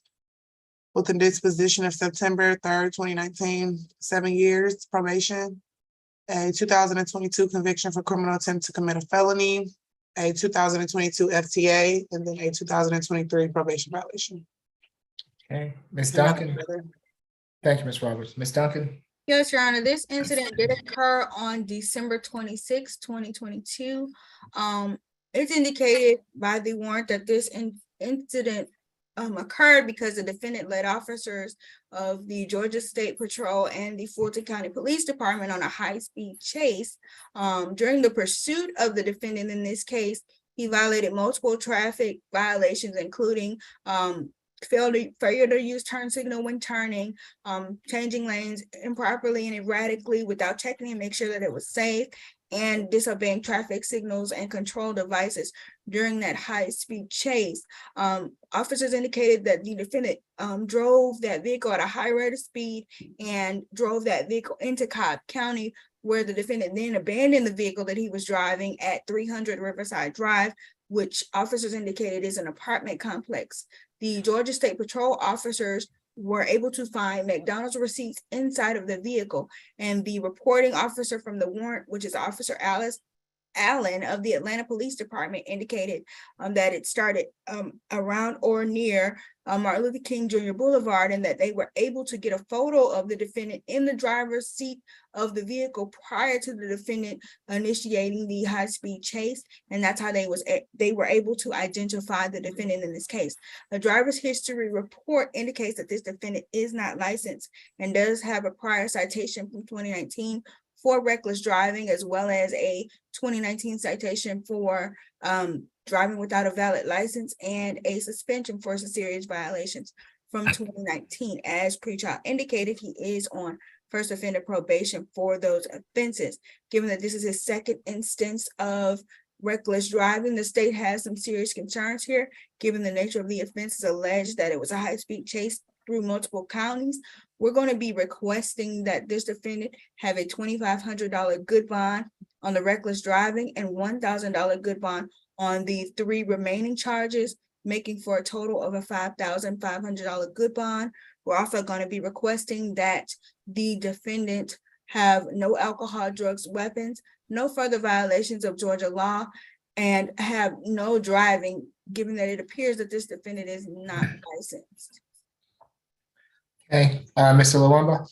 Yes, Judge. I mean, obviously, a bond hearing isn't a time to really try the case, but he does meet all the Ayala factors. Mr. Jackson is 21 years old. He's been living in Atlanta his entire life. He does not have a history of violence. He's not a threat to intimidate any witnesses or any co-defendants, because there aren't only witnesses in this case are the actual police. We plan on fighting these charges vigorously. We do dispute whether or not he was driving the car in these particular warrants. One thing I will say about Mr. Jackson is that he is a computer whiz. That's what he's known for. He can break them down, he can put them together, and that's how he actually employs himself. I mean, he's amazing with computers, websites, whatever you want to do, software, he can do that. And so we just want him to get out today on bond so he can get back to his computer business and get back to taking care of his family. We would ask that bond is cut in half. We think $5,000 is a little much. We would like that to be cut down to $2,500, and any other restrictions that the state or Your Honor would like to have on Mr. Jackson to ensure that he returns to court and does not pick up any more charges while within the community. Okay. For the reckless driving, it's going to be $1,000 good bond. For each of the other charges, it's going to be a $500 good bond, makes for a total of a $2,500 good bond. No driving without a valid license, and no drugs, alcohol, or weapons while out on bond. Thank you, Judge. All right, good. You're welcome. Good luck to you, Mr. Jackson. That concludes my business. May I be excused? Yes, have a good afternoon. Thank you. You too, Judge.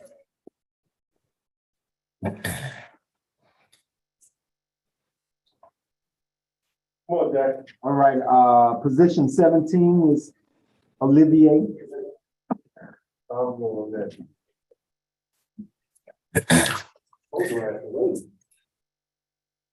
Good afternoon, Ms. Olivier. I'm Judge Eric Morrow. This is the State Court Expedited Accusation Calendar that we're conducting by video. Do you agree to have your case heard by video? Hi, good afternoon, yes. Yes, thank you.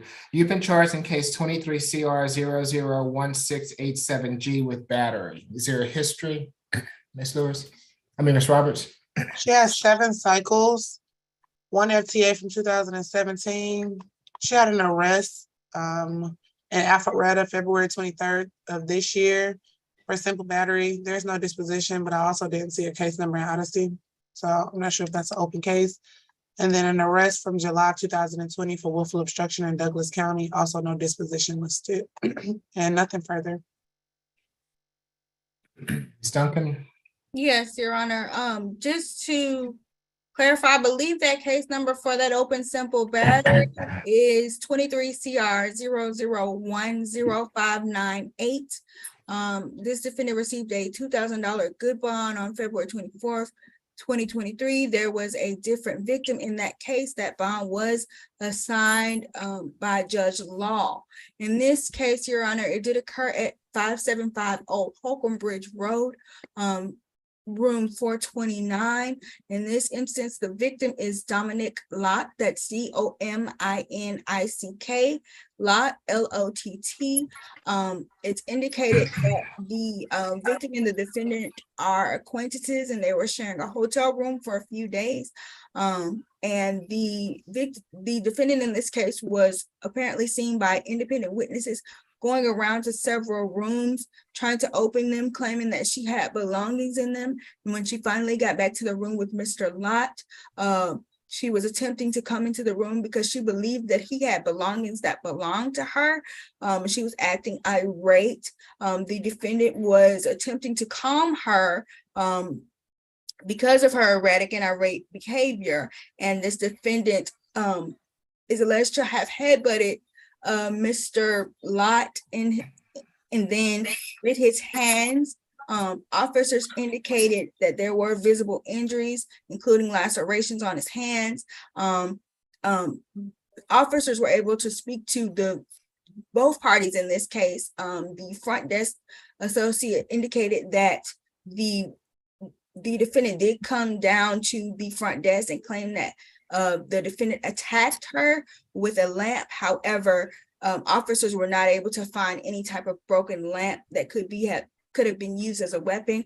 The front desk associate did indicate that the defendant in this case did have blood on her head.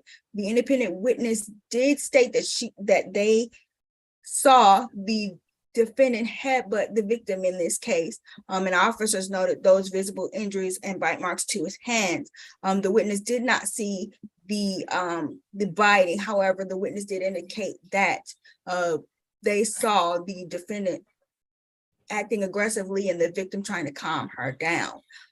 Because of the violent nature of the offenses alleged and the fact that they had only known each other for a little while, and we spoke to the victim, he indicated that the location is a La Quinta hotel, and that he's no longer there.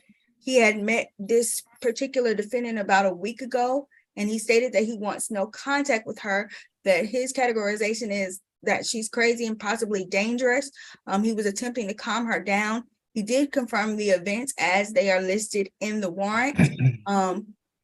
And he indicated that he would not be on the Zoom, but we would still like to sound for him just in case, given the nature of the offenses alleged. This defendant does have some history of violent arrests. So we're going to be requesting a $3,000 surety in this case, a no further contact with the victims whose name has already been stated on the record, a stay away from that La Quinta hotel, 2 weeks of anger management, no alcohol, drugs, and weapons, and no further violations of Georgia law, as well as an MHET. If Mr. Lott is on the line, now's your opportunity to address the court if you choose. Doesn't appear that he's here, Ms. Duncan. Ms. Adams? Yes, Your Honor, thank you. Ms. Olivier is a 28-year-old woman. She is a mother of one. Her child is currently with his father while she is currently incarcerated, but she is the sole provider for that child, primary care provider, rather.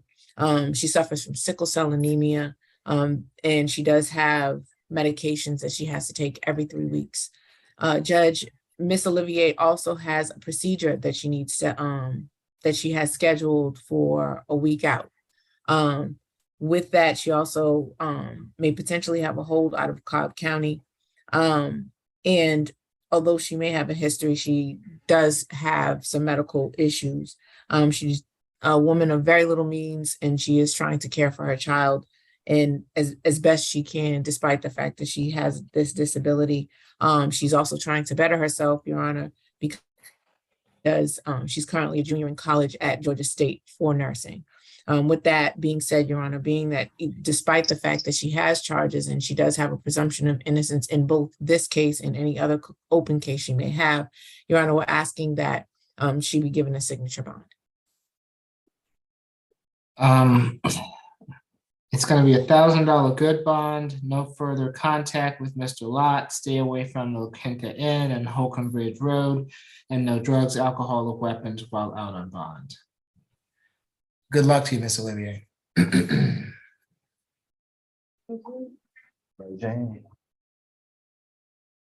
Your client has her hand up, Ms. Adams? Do you have a question? Is a question for me? No, I just wanted to state something to the judge. No, no, Okay. no. I was just Now is not showing a my good forehead. time. Yep. I was showing them Now, my marks. listen, I understand. Explain to you, now is not a good time to do that stuff, and that Okay. there's a time and place for that. You want to handle that at that appropriate time and place, okay? Okay, thank you. Okay, yep, you're welcome.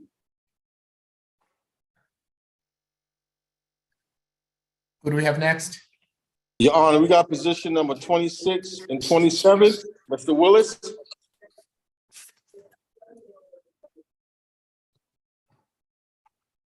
Good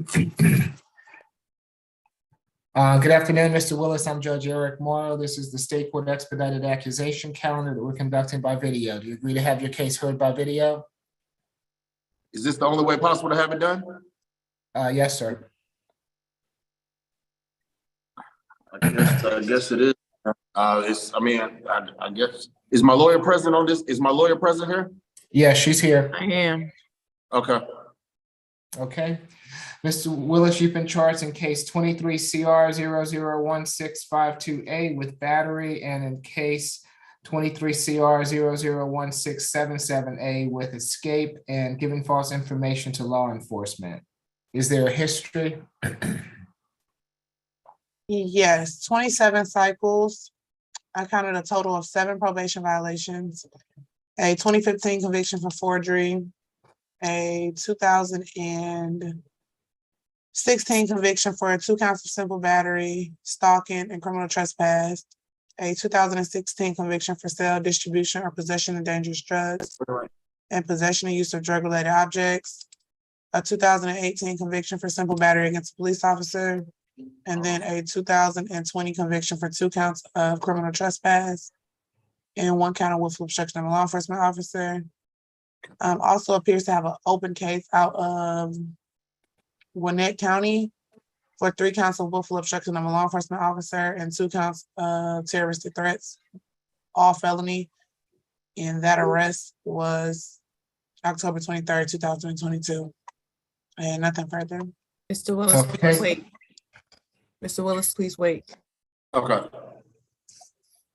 Yes, good afternoon, Ms. Bickerstaff. Good afternoon, Judge. How are you? I'm good, thank you. Good. So the first case, the battery case, that took place March 17th, 2023 at Grady Hospital address at 80 Jesse Hill Jr. Drive Southeast. And this is where officers arrived to Grady Hospital, where the defendant punched and bit a Mr. David Cleveland. And that attack, it resulted in teeth marks and broken skin with Mr. Cleveland. And then for the second case, escape and false information to a law enforcement officer, that incident happened on March 18th, 2023. And this is where the defendant told Officer Morcier that his name was Richard Harris in an effort to be released from jail. After reviewing surveillance footage of the jail, another sheriff officer saw the defendant leaving the jail through the front entrance. Your Honor, for these reasons, for the battery, the state is recommending a $3,500 surety bond, no further contact with Mr. David Cleveland, a stay away from Grady Hospital unless there's for a medical emergency, no alcohol, drugs, or weapons while out on bond, and then we're recommending an MHET.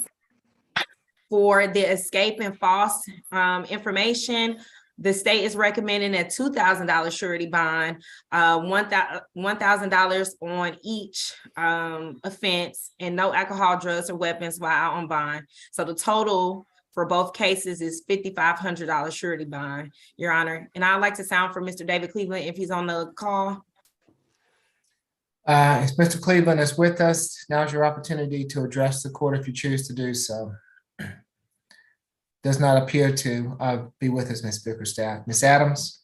Yes, thank you, Your Honor. Mr. Willis is someone who participates a lot with the community. Aside from the fact that he He has his education goes to trade school. He has his trade is in HVAC, also in audio production. He currently lives with his mom, helping her around the house, and things of that nature. He also is a business owner. Mr. Willis is the executive director of a nonprofit organization. It's called Did You Eat Incorporated, where they feed the hungry and they provide resources for the less fortunate. And they provide things like day-to-day supplies, socks, toothpaste, things like that, things that people may need. And as it relates to, he also has been responsible for assisting in clearing out Tent City over by Turner Field and helping to get some of those homeless people moved from that space, whether it be because he's helped giving them food or resources and things of that nature. Now, with regards to these charges, Your Honor, he was originally arrested for battery. He does have a presumption of innocence there. However, Your Honor, the jail is responsible for maintaining its inmates. And with regard to Mr. Willis being in jail, he was supposed to be taken to court. And instead of being taken to court, he was released. He went through the entire release process, not because he'd given false information, but simply because the jail made a mistake and they let him go. He wasn't aware that he wasn't supposed to leave. He was not trying to run away from his from going to court or going through the process with regards to the battery charge, Your Honor. So with that, because he wanted to be compliant, but they told him he was supposed to go home and they let him walk out the front door. And with that, Your Honor, we're asking that he be given a signature bond because the jail released him on their own. Okay, for the battery, it's going to be a $2,000 good bond. No further contact with Mr. Cleveland. Stay away from Grady unless he is there for medical treatment, and no drugs, alcohol, or weapons while out on bond. For the escape and giving false information, it's going to be a $500 good bond for each, making a total of $1,000 good bond. No drugs, alcohol, or weapons while out on bond. Good luck to you, Mr. Willis. Okay, can I ask something? When you say a good bond, what is that? What is a good bond? It's a surety bond. Ms. Adams will be able to explain that to you after court today. Okay, thank you, sir. You're welcome. Position 25, Ms. Williams. Courtroom 2. Okay, good afternoon, Ms. Williams. I'm Judge Eric Morrow. This is the State Court Expedited Accusation Calendar that we're conducting by video. Do you agree to have your case heard by video? Yes, sir. Thank you. Ms. Williams, you've been charged in case 23 CR 001675J with criminal trespass. Is there a history? I am showing 7 cycles, 4 out of Georgia, 3 out of Indiana. All of the cycles out of Indiana are from the 90s. The last arrest out of Georgia was from June of 2021, the city of South Fulton, for use of communication facility and commission of a felony involving controlled substances and loitering near inmates after being ordered to stop. There's no disposition listed. That case appears to be open. And then an arrest from June of 2021, city of South Fulton for possession and use of drug-related objects, also no disposition. So that case also appears to be open, and nothing further to add. Ms. Bickerstaff? Yes, this incident occurred March 18th at the 5 Points MARTA station. That address is 30 Alabama Street Southwest. And this is where the defendant entered restricted stairwells at the 5 Points MARTA station. There was signs, the police report says that there were signs stating that the stairwell, it was was an emergency exit only. And also, Your Honor, the defendant has an active citation/notice from MARTA that was issued on February 10th of this year, and it expires on the 26th so March 26, 2023, Your Honor. For these reasons, the state is recommending $1,000 surety bond, and just to stay away from the 5 Points MARTA station, and no alcohol, drugs, or weapons while out on bond. All right, it's gonna be $1,000 signature bond through the jail. Stay away from the 5 Points MARTA station. Abide by any active MARTA suspensions, and no drugs, alcohol, or weapons while out on bond. Does that suit you, Ms. Adams? It does, Your Honor. Okay, Ms. Williams, I'm gonna let you out, but you're gonna make sure you don't go back to the 5 Point MARTA station or go back to MARTA while you have an active suspension. Otherwise, you're gonna be right back here, okay? Yes, sir. All right, good luck to you, Ms. Williams. Next, we have position 1, Veronica Anderson. Yes, good afternoon, Ms. Anderson. I'm Judge Eric Morrow. This is the state court expedited accusation calendar that we're conducting by video. Do you agree to have your case heard by video?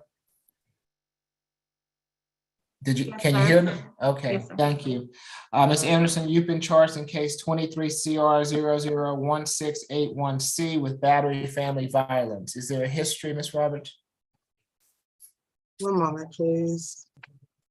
I'm showing 3 cycles, a 2007 and 2009 DUI conviction, and then a 2010 conviction for furnishing to, purchase of, or possession by a person below legal age, and nothing further. Okay, Ms. Dillingham? Yes, Your Honor. This incident occurred Saturday, March 18th, when officers responded to 2975 Abbotswell Drive. That's ABBOTTSWELL. There they learned that the victim in this case, Christopher Anderson, and the defendant, who was his wife, were having a verbal argument. That argument turned physical when the defendant hit him in the face. Upon officers' arrival, they did observe bruising and redness to Mr. Anderson's face, and he has stated that he does not want to see the defendant in this case. For that reason, the state is requesting a $3,500 surety bond, no further contact with Christopher Anderson, and a stay away order from the address 2975 Abbotswell Drive. Adams? Yes, Your Honor. Mrs. Anderson is self-employed. She's a hairstylist. She's been doing that for 14 years. She's a mother of a 9-year-old. She has her associate's degree. She's lived in Georgia since she was 12 years old. She's also very, very active in the community, both personally and through her business, where she supports the PTA. She gives charity to vets and to children, things like Toys for Tots. And she supports the community wherever she can. None of her previous charges were violent. And although the incident that allegedly occurred is definitely an incident where the facts need to be heard separate from today, I think we would be remiss if we didn't mention the fact that I've been advised by Mrs. Anderson that she in fact was defending herself from Mr. Anderson. And with that being said, Your Honor, we ask not only for a surety bond, but we do ask for contact. And if the court does not feel as though contact is suitable, we would like for the court to allow for there to be some sort of third-party contact so that she can continue to care for her child. Okay. It's going to be a $3,000 signature bond through pretrial per the judge. No further contact with Mr. Anderson. Stay away from the Abbotswell Drive address. You can go back to that address on one occasion with law enforcement to retrieve any belongings that she might have there.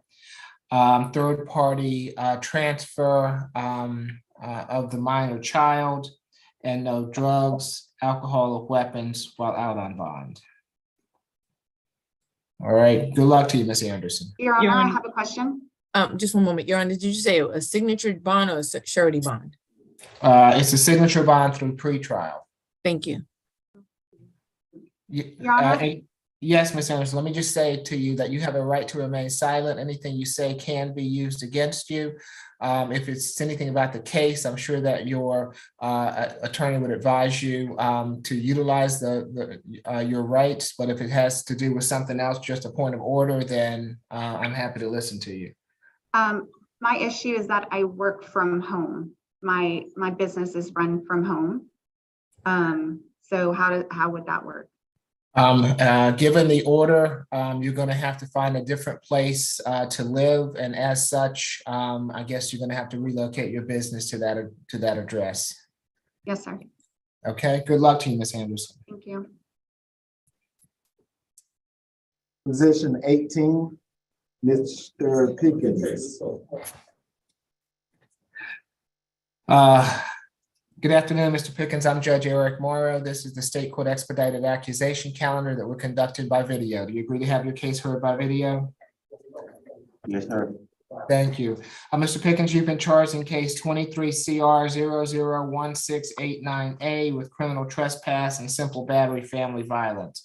Is there a history? I'm showing 6 cycles, 2017 conviction for carrying a weapon without a valid license. And then he had an arrest out of Douglasville from 2021 for theft by receiving stolen property and sale of marijuana, but there's no disposition listed. And nothing further. Thank you. Ms. Duncan? Yes, Your Honor, this incident did occur yesterday at 4001 Lakemont Drive. The victim in this case is Jasmine Young. Jasmine, common spelling Jasmine. Young is Younge. In this case, officers were dispatched on a call for a domestic dispute. They made contact with the victim, in this case, Miss Young. It's indicated that the defendant in this case had fled the scene on foot prior to officers' arrival. However, he was observed by officers while en route to the location and was detained. When they spoke to Miss Young, they indicated that she was very distraught. And she indicated to officers that her and the defendant had gotten into a verbal altercation. And then she told him to leave the location. However, he refused to leave the location. Ms. Young stated to officers that when she was attempting to contact her brother using her cell phone, the defendant snatched it away from her. Ms. Young indicated that she proceeded to chase the defendant to try and grab her cell phone back from him before returning home. She's like, at that point, when Ms. Young stated to officers that the defendant returned to that location and confronted her in the hallway, she stated that the defendant grabbed her cell phone and slammed it onto the ground, shattering it. And officers observed that the phone was visibly cracked and there was dust around from the glass being broken on the phone. It's also indicated that by Ms. Young that the defendant grabbed her and choked her, forcing her to the ground. But she indicated that she did fight him back, and we were able to speak to her. There were some scratches on the defendant, but officers indicated that they appeared to be defensive scratches. We were able to speak to Ms. Young today, and she indicated that they are not in a relationship and they do not live together, but they do share one child. That is where the family violence nature comes from. She indicated that she wanted the defendant out of her home and that she tried to call her brother and the defendant snatched the phone out of her hand. She indicates that she tried to get the phone back and then the defendant placed her in a choked hold and pushed her to the ground and got on top of her and began choking her. She stated to our victim advocate that she could not breathe and felt like she was about to black out and lose consciousness. We have done an assessment of that situation and are seeking further advice from the DA's office in this case. She stated that this is not the first time the defendant has choked her, but this was the worst time. She indicated that she does not want any contact with the defendant and that the residence in question belongs to her and that he has no belongings there. Given the nature of the offenses alleged, the state does have concern about the risk of reoffending in this case, as Ms. Young has indicated that this type of incident has happened before. We do have particular concerns about the danger to this victim, given that these alleged incidences have occurred similar in nature before between these parties. We do have some concern about the risk of intimidation, given that there is a child involved in this instance. This defendant, for those reasons, Your Honor, the state is going to be requesting $1,000 surety on the criminal trespass and a $4,000 surety on the simple battery family violence. We're asking for no further contact with the victim in this case. Third-party child visitation, stay away from the incident location as stated on the record. 1-day anger awareness, no alcohol, drugs, and weapons. And I do believe Ms. Young is on the line and the state would like the court to sound for her. Okay. Ms. Adams, would you like for me to speak with Ms. Young first if she chooses, or would you like to address the court first? Yes, Your Honor, you may speak with Ms. Young. Okay, thank you. Ms. Young, if you would like to address the court, I'll need for you to raise your right hand for me.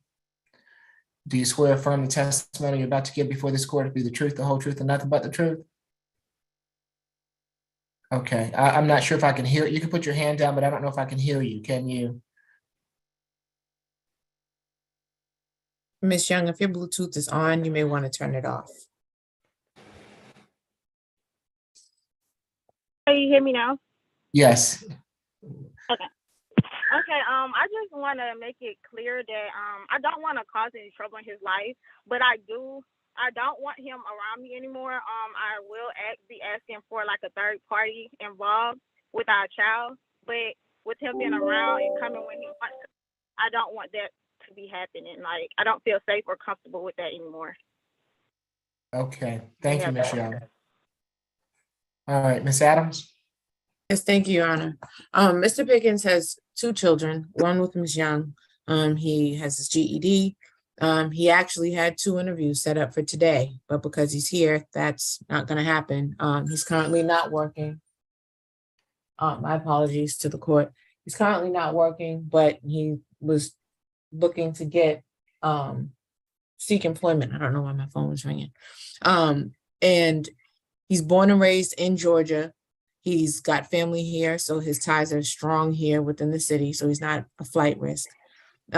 He recently graduated from the fatherhood program. He's very active in his child's life.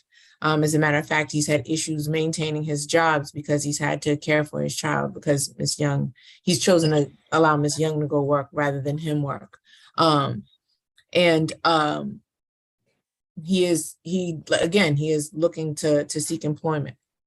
He doesn't live with Ms. Young, but I'm not sure if he has belongings there. And if he does, we would be asking the court to allow him the opportunity to go gather any belongings he may have there with an escort.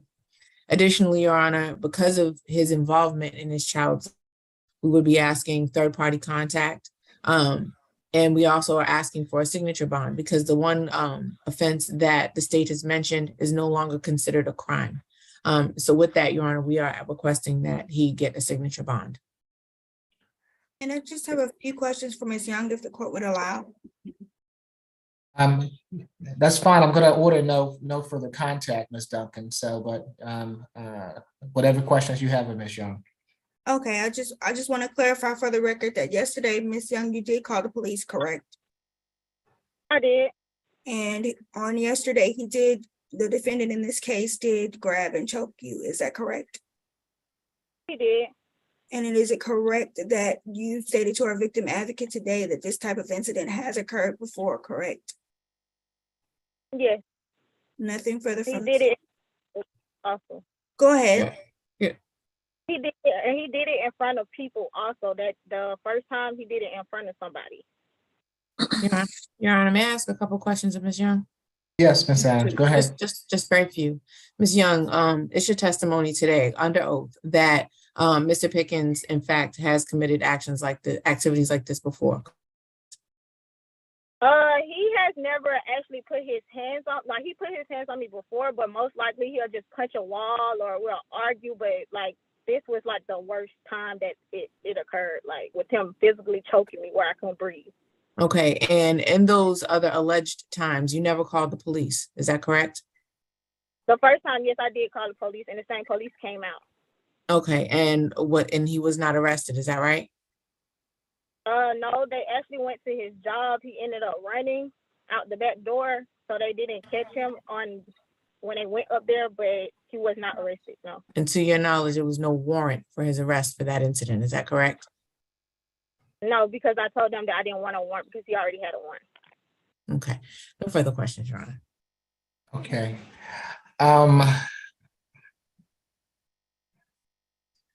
Mr. Pickens, if you put your hand down, I'll just say to you, you have a right to remain silent. Anything you say can be used against you. Quite often, people think that what they will say to the court is going to be helpful, and in fact, it can be hurtful sometimes. So also know that there's solicitors here listening to everything that you have to say and may be able to use that against you at some future time. If you need to speak with Ms. Adams, I'm happy to give you that opportunity. But I would imagine that she would advise you to utilize your right to remain silent. Can you unmute courtroom 2? Yeah, speak.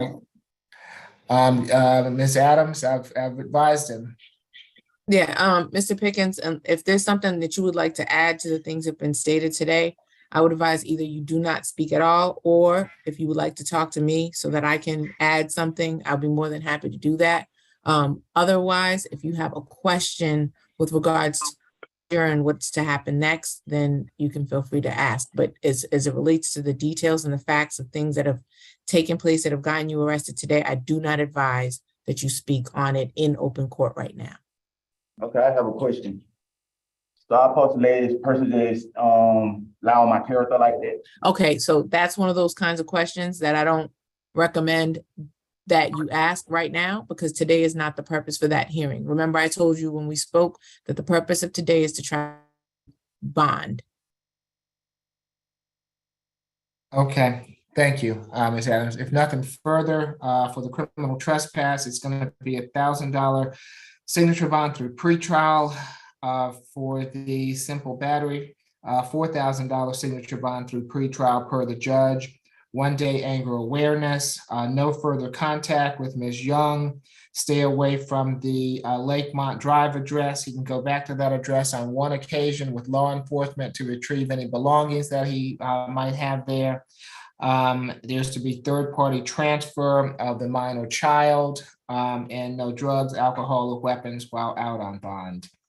Mr. Pickens, let me just let you know that no contact means absolutely no contact. No personal contact, no phone contact, no email contact, no social media contact, no contact whatsoever. I understand that you're in your child's life, but there's going to have to be a third-party transfer of your child for visitation, okay? If you do have contact with Ms. Young, you're going to be in violation of this bond.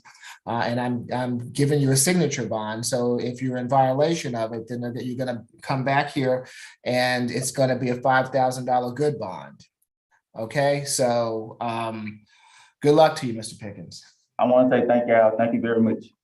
And the state would just like to place its objection to the signature bond on the record.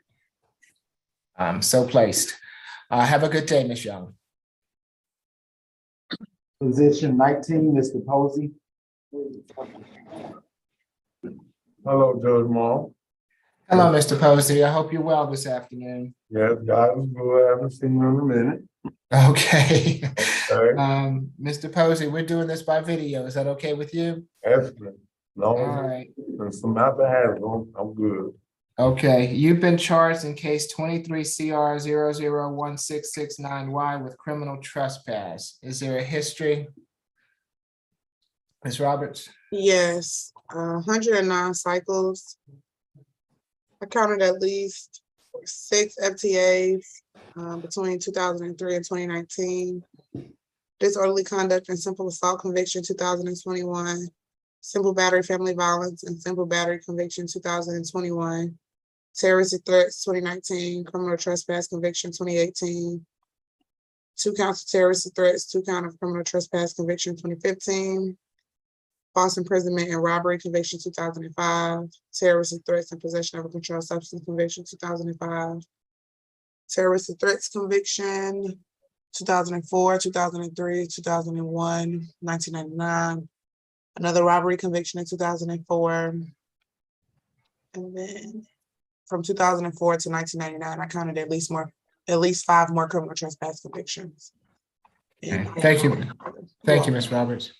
Ms. Bickerstaff? Yes, Your Honor. So this incident happened on March 18th at about 11 o'clock at night at a MARTA station addressed at 641 West Peachtree Street. And this is where officers observed the defendant standing on the platform strip. And this is an area that is unsafe. And the defendant was looking down at the tracks. And as the officer attempted to approach the defendant, he jumped down onto the tracks, which is a restricted area.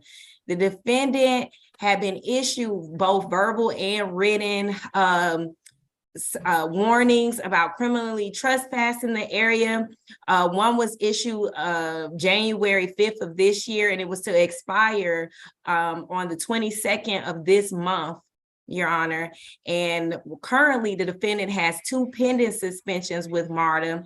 The first one is to last for 30 days. It was issued January 22nd, 2023, and it expires April 4th, 2023. And the second one is a year-long suspension, and that was issued on March the 2nd, 2023. Your Honor, for these reasons, these state's recommendation is an $1,000 cash bond and a stay away order from that MARTA location, 641 West Peachtree Street, and no alcohol, drugs, or weapons while out on bond. Adams. Thank you, Your Honor. Mr. Posey is the sole provider for his 2 small children. Currently, they are with his mother, their grandmother, and she can't keep them forever. She's an elderly woman and they're young children. Mr. Posey is also an Army vet sergeant, as well as a Mason. He has 2 years of college, and court will just bear with me one moment, looking for something. That's it. Mr. Posey is also gainfully employed. He's an assistant manager at Dunkin' Donuts, but he is still of little means. He does not make a lot of money, especially with the fact that he's raising 2 small children. So with that, Your Honor, we are requesting the court provide him with a signature bond. If you could unmute courtroom 2, please. Mr. Posey, you know, if I let you out, you cannot go back to MARTA. You understand that? Mr. All right. Okay. I ain't going back for long. Okay. All right. Because if you go back, you're gonna be right here. You have active suspension, so don't go back to MARTA. Okay. Yes, my Lord. Yes, okay. It's gonna be $1,000 signature bond through the jail. Stay away or abide by any active MARTA suspensions, which means don't go back to MARTA right now, and no drugs, alcohol, or weapons while out on bond. Okay. All right. Good luck to you, Mr. Posey. I'm leaving. You know, I love you, Mom. Thank you. Thank you. Have a good afternoon, sir. Position 20, Mr. Singh. Good afternoon, Mr. Singh. I'm Judge Eric Morrow. This is the state court expedited accusation calendar that we're conducting by video. Do you agree to have your case heard by video? Courtroom 2, you're on mute. It's for expedition. My question to you was, do you agree to have your case heard by video? Yes, sir. Okay, thank you. You've been charged in case 23 CR 001670E with battery family violence. Is there a history? He has 8 cycles. I showed 3 open cases: simple battery family violence, 23 CR 000295E. That was simple assault family violence. And then a second open case for simple assault family violence, 21 CR 007106E. And then a third open case for criminal trespass and damage to property, 21 CR 005424E. And then he appears to be on probation out of Cobb County for transmitting false report of a fire. That disposition was November 22nd, 2022. It was 1 day confinement, 11 months, 29 days probation, and nothing further. The open cases, are those here in Fulton County? Yes. Okay, thank you. Ms. Bickerstaff? Yes, Your Honor. This incident happened March 18th at about 10:45 in the morning. And it was against his father. I'm sorry if I mispronounced his name, Mr. Sakandra Singh. And here, while the defendant and his father were in the car, the defendant asked his father to purchase a TV. And when his father declined the request, he grabbed his father, he grabbed his father's hair and grabbed his sweater, and then he began to violently like tug on him, according to the police report. And when elder side, his father told the defendant that he was going to call the police, that's when the defendant stopped. And when the officers arrived, they observed red marks on the left side of his father's face. Your Honor, our victim advocate was able to speak with Mr. Singh, the father, and he let us know that he does not want any contact with his son, and that there was already a no further contact put in place for the simple battery case, Your Honor. And more specifically, you granted the defendant a $5,000 SOB bond through the jail, and it was against his father. And in that bond order, it had a no further contact order on that, Your Honor. But for these reasons, that the defendant has two open cases with his father being the victim. This is the third case where his father is the victim. His father let us know that he doesn't want any contact with his son. The state's recommendation is a $5,000 cash bond. Again, no further contact with his father, Mr. Singh, and a stay away order from the address 631 Mabry, Mabry Road, Sandy Springs, Georgia, and also no alcohol, drugs, or weapons on bond. And I believe a member of his family is on the call, and I would like to sound for them. Hello. Okay. Yes, Ms. Singh, give me just a moment. I'm happy to allow you to participate if you'd like to. Would you like for me to speak with her first, Ms. Adams? Yes, Your Honor. Okay. And Ms. Singh, if you would like to address the court, can you raise your right hand for me? Do you swear affirm the testimony you're about to? This is his father, Bobby Singh here? Yeah. Okay, I'll allow you also, sir.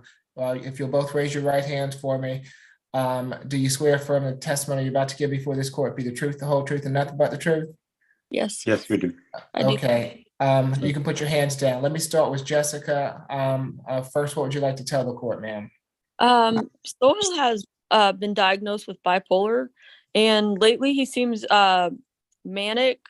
He is taking gabapentin, but as far as the antipsychotic that he used to take, he refuses to take it any longer. And we noticed like some behavioral issues. Judge, can we handle this in a breakout? It's a lot of sensitive medical information that she's disseminating over the internet. Okay. Good afternoon, Mr. Howard. I didn't realize that this was going to be an MH issue. As such, I've heard that. So if you would like to participate, let's not speak on any type of mental health issues. But if you want to speak on some other type of issue regarding this matter today, then I'm happy to give you that opportunity. Anything further, Miss Jessica?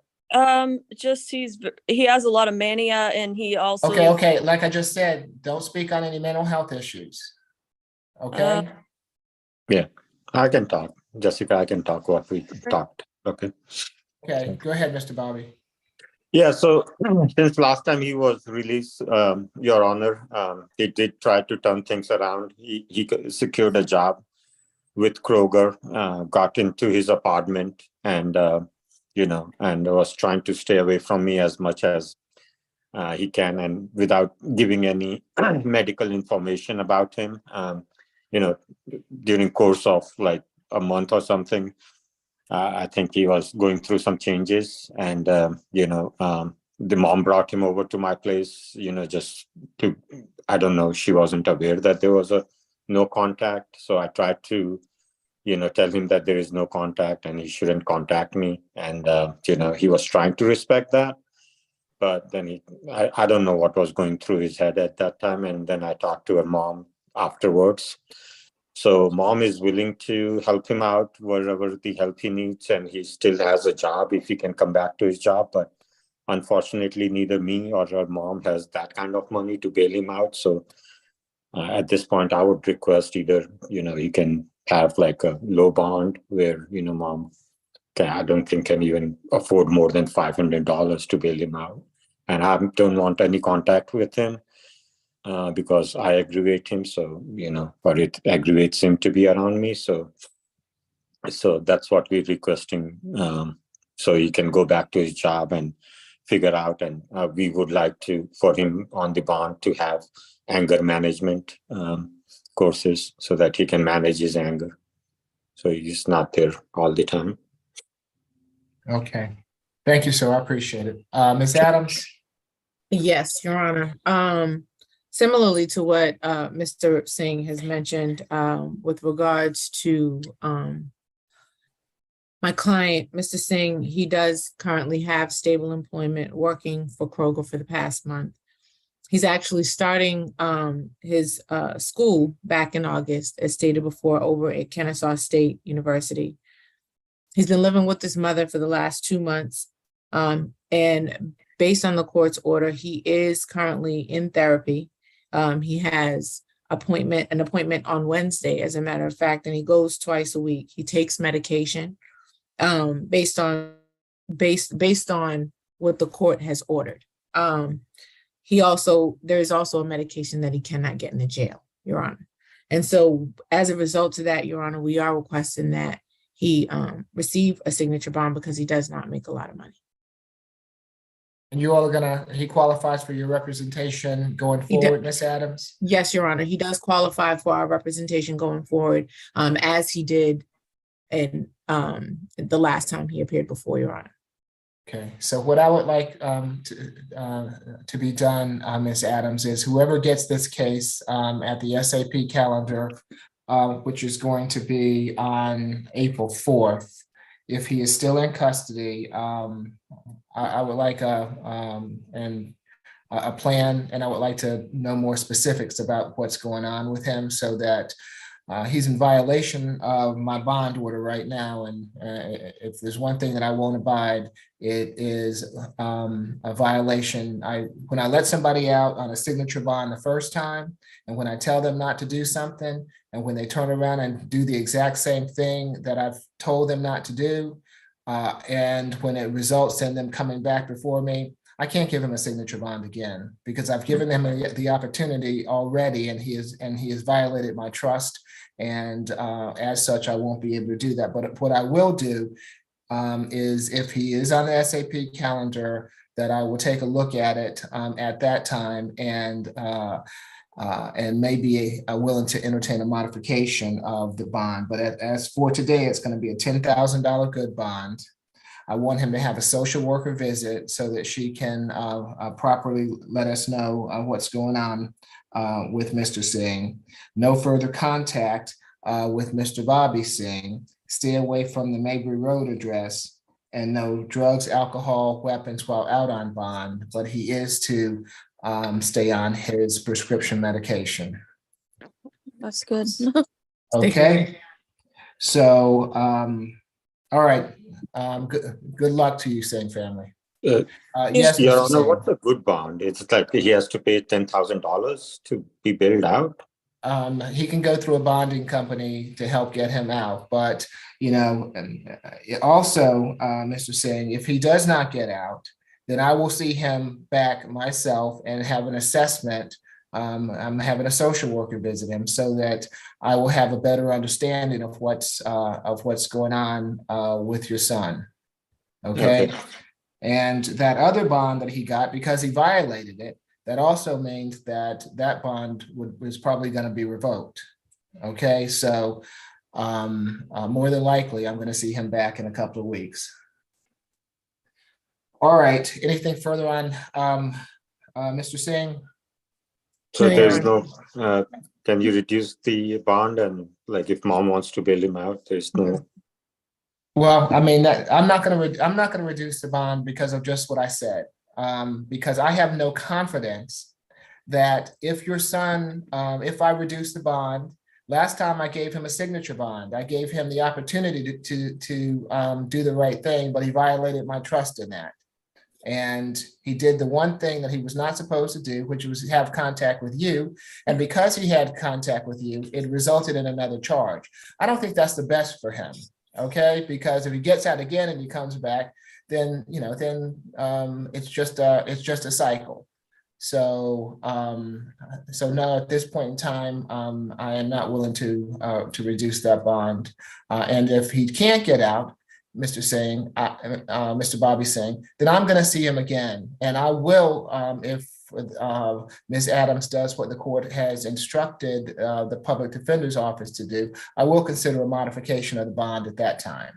Okay, you understand what I'm saying? Okay. All right, very good. Good luck to you all. Thank you. Thank you, Your Honor. Who do we have next? Your Honor, we have position number 23, Mr. Vonnell.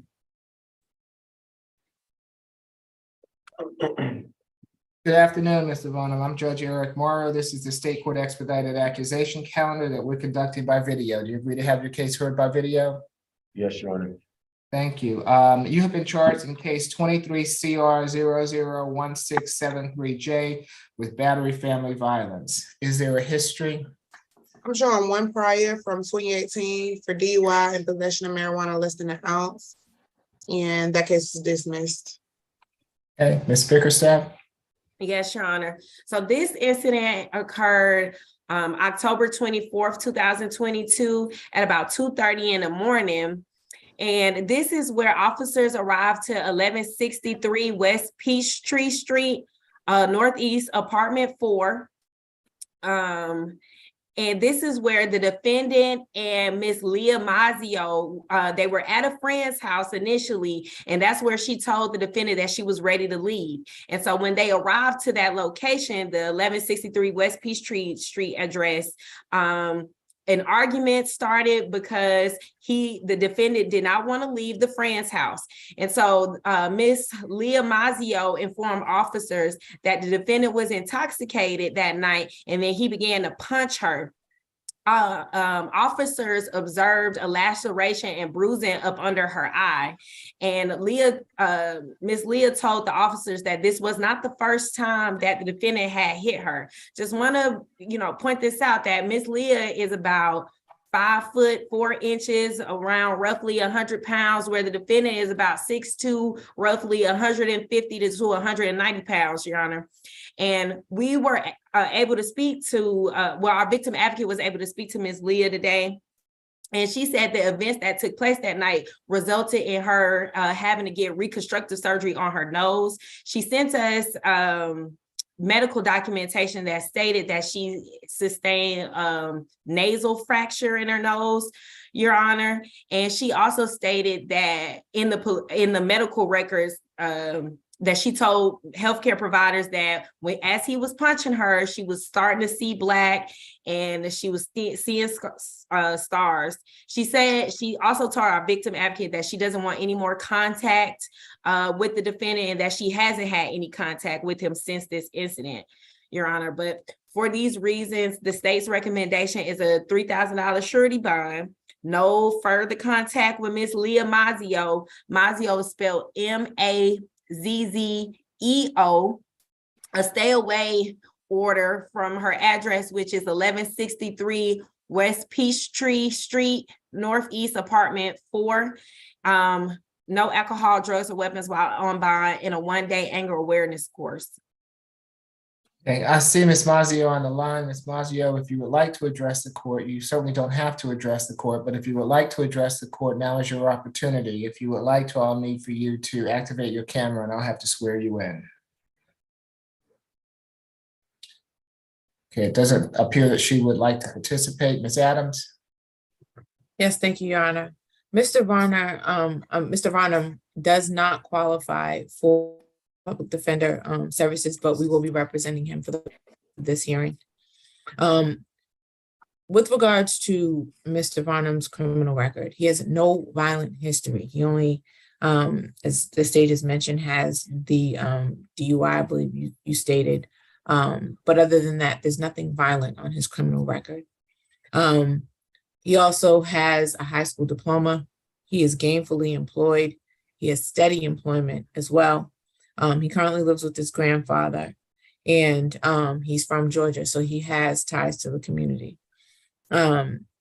Although ASG Bickerstaff, sorry for mispronouncing your name, ma'am, has outlined facts that have been alleged against Mr. Varnum. Mr. Varnum will hopefully have the opportunity to be able to defend himself later on, but would like this court to know for the record that he in fact was defending himself on the night in question. As a result, Your Honor, we are requesting that Mr. Varnum get a signature bond. All right, it's going to be a $5,000 signature bond through pretrial per the judge, 1 day anger awareness, no further contact with Ms. Mazzio, stay away from the West Peachtree Street address, and no drugs, alcohol, or weapons while out on bond. Good luck to you, Mr. Varnum. Thank you, Your Honor. Next, Your Honor, we have position number 24, Mr. Webb. Position 24, Your Honor. Okay. Good afternoon. Good afternoon, sir. Good afternoon, Mr. Webb. Good afternoon, sir.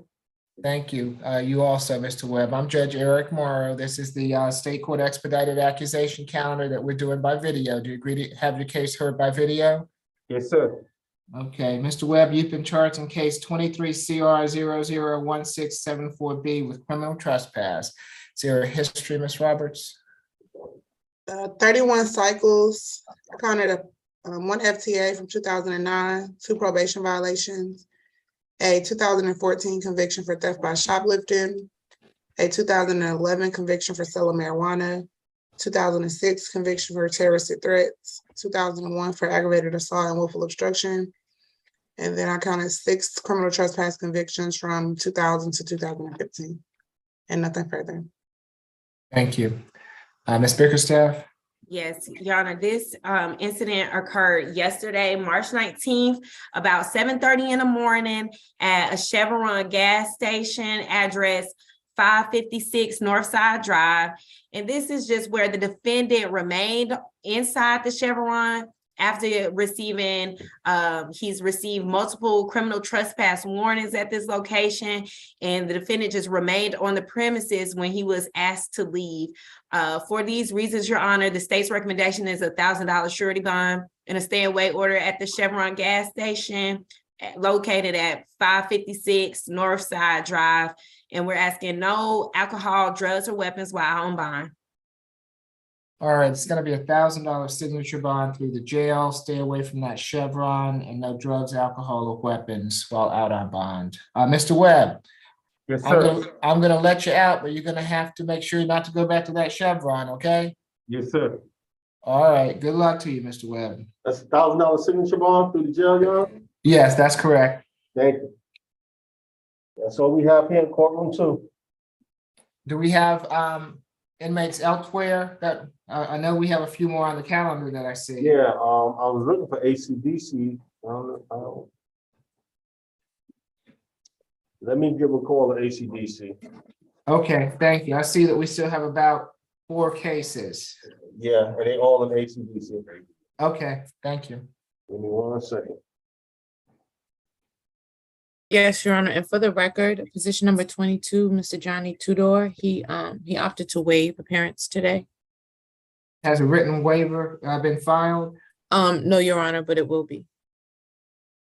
If you'll go ahead and get that filed. While we're waiting, let's go ahead and, if we don't, and for ACDC, let's go ahead and do Mr. Tudor's position number 22.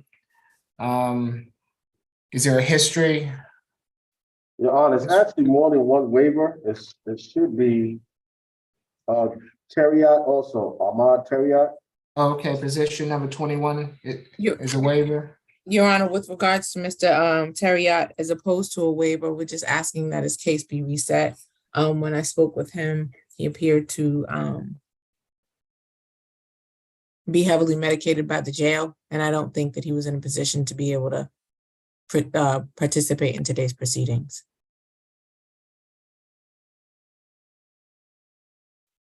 And what about Leslie Morris, Miss Adams? He was a waiver also. I'm sorry, I lost connection for just a moment. Mr. Terriot, we're going to reset for 321. Is that right? Yes, Your Honor. And did you all mention anyone else? Leslie, Who is that?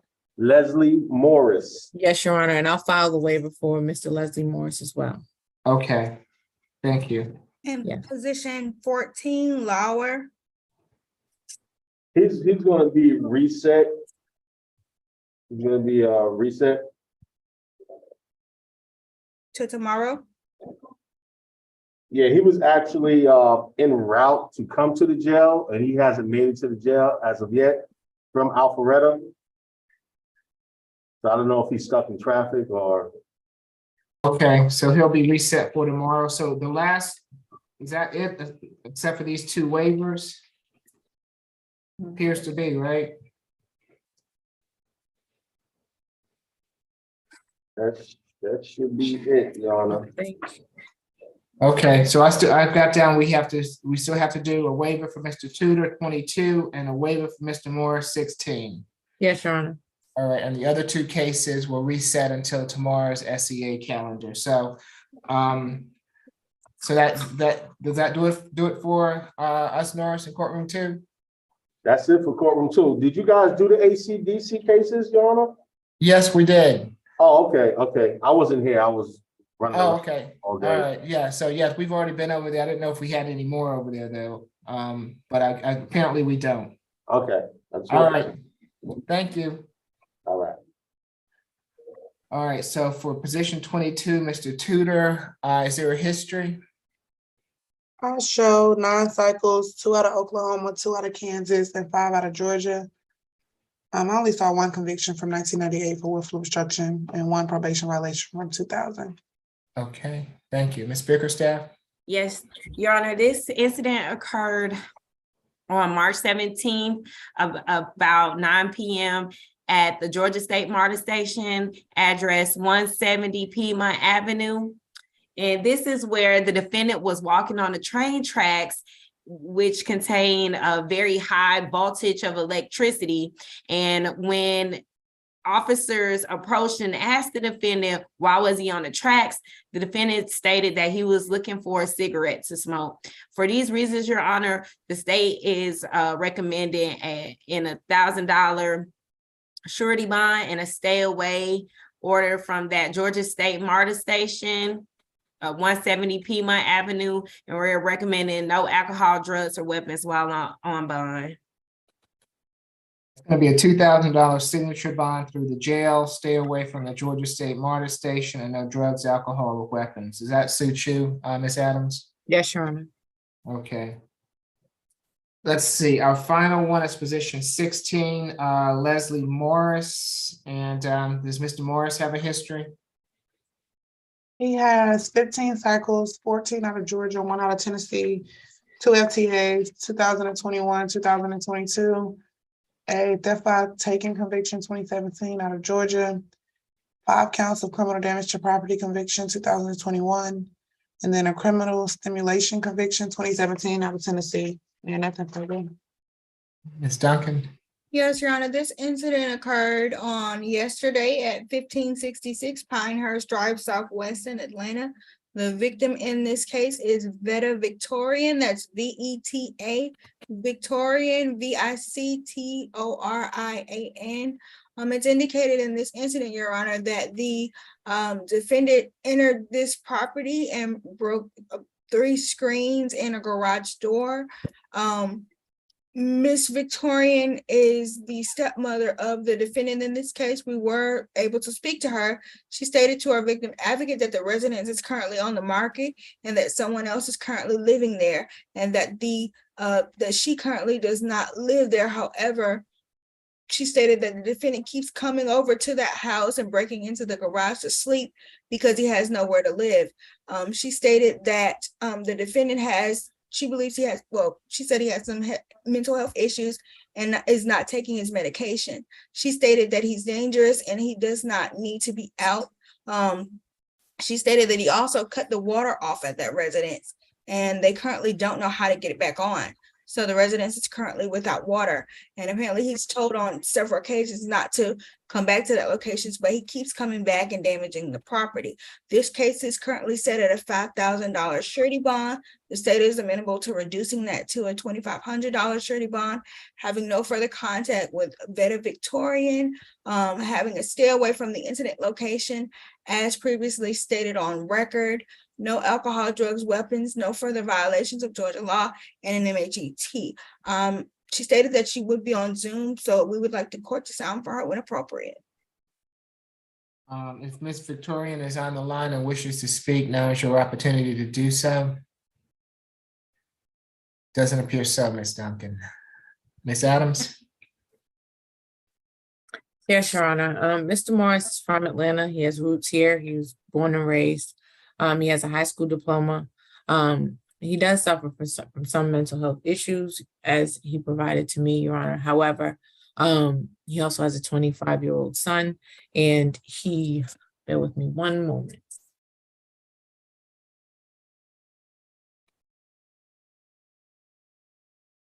He does qualify for our services. I did want to make sure I put that on the record.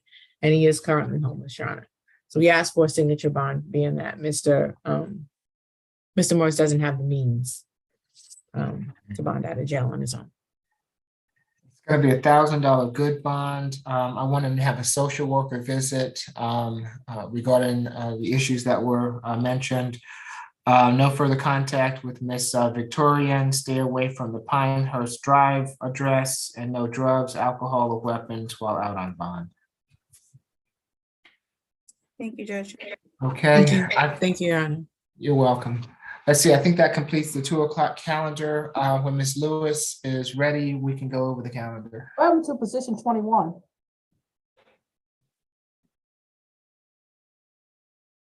That was reset until tomorrow.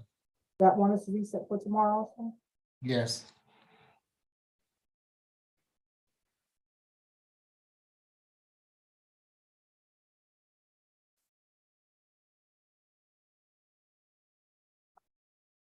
Give me 1 second.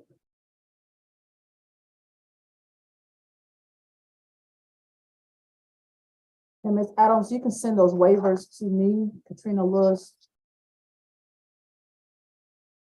through the email, please. Yes, Ms. Lewis, I will. I appreciate it. All right. The reset date for the SAP is going to be April the 4th. So I won't have to repeat it. Position number 1 is a $3,000 SOB through pretrial per judge. Position number 2 is a $2,500 surety bond reset for SAP. Position number 3 is a $3,000 SOB through the jail reset further notice. Position number 4 is a $7,000 SOB through the jail reset further notice. Position number 5 is a $5,000 good bond reset for SAP. Position number 6 is a total of a $4,000 SOB through pretrial per judge reset further notice. Position number 7 is a $4,000 SOB through the jail reset further notice. Position number 8 is a total of a $4,000 SOB through the jail reset further notice. Position number 9 is a $5,000 surety reset for SAP. Position number 10 is a $1,500 surety reset for SAP.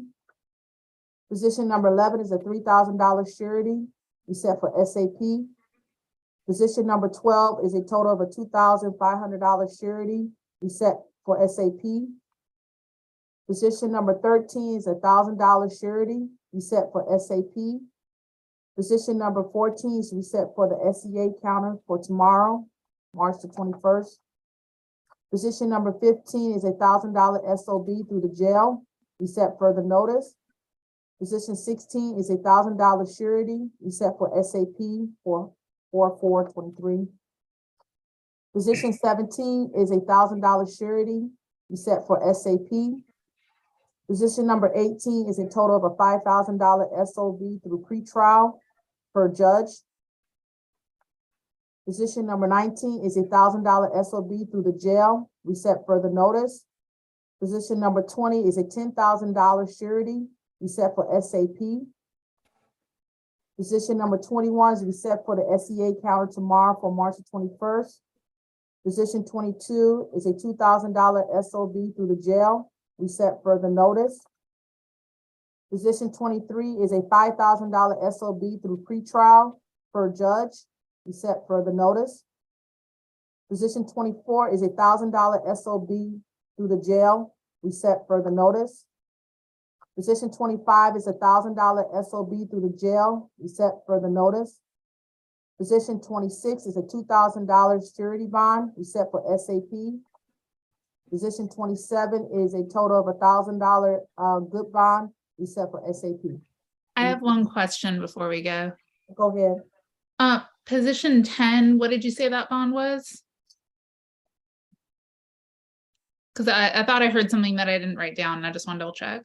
I had a $1,500 surety. Yes, that's what I have. Sorry, I thought I heard 3,500, so I just want to check. Thank you. You're welcome. All right, anything further today? All right, if not, I appreciate it. You all have a good rest of your day. I'll see you next time. Thank you.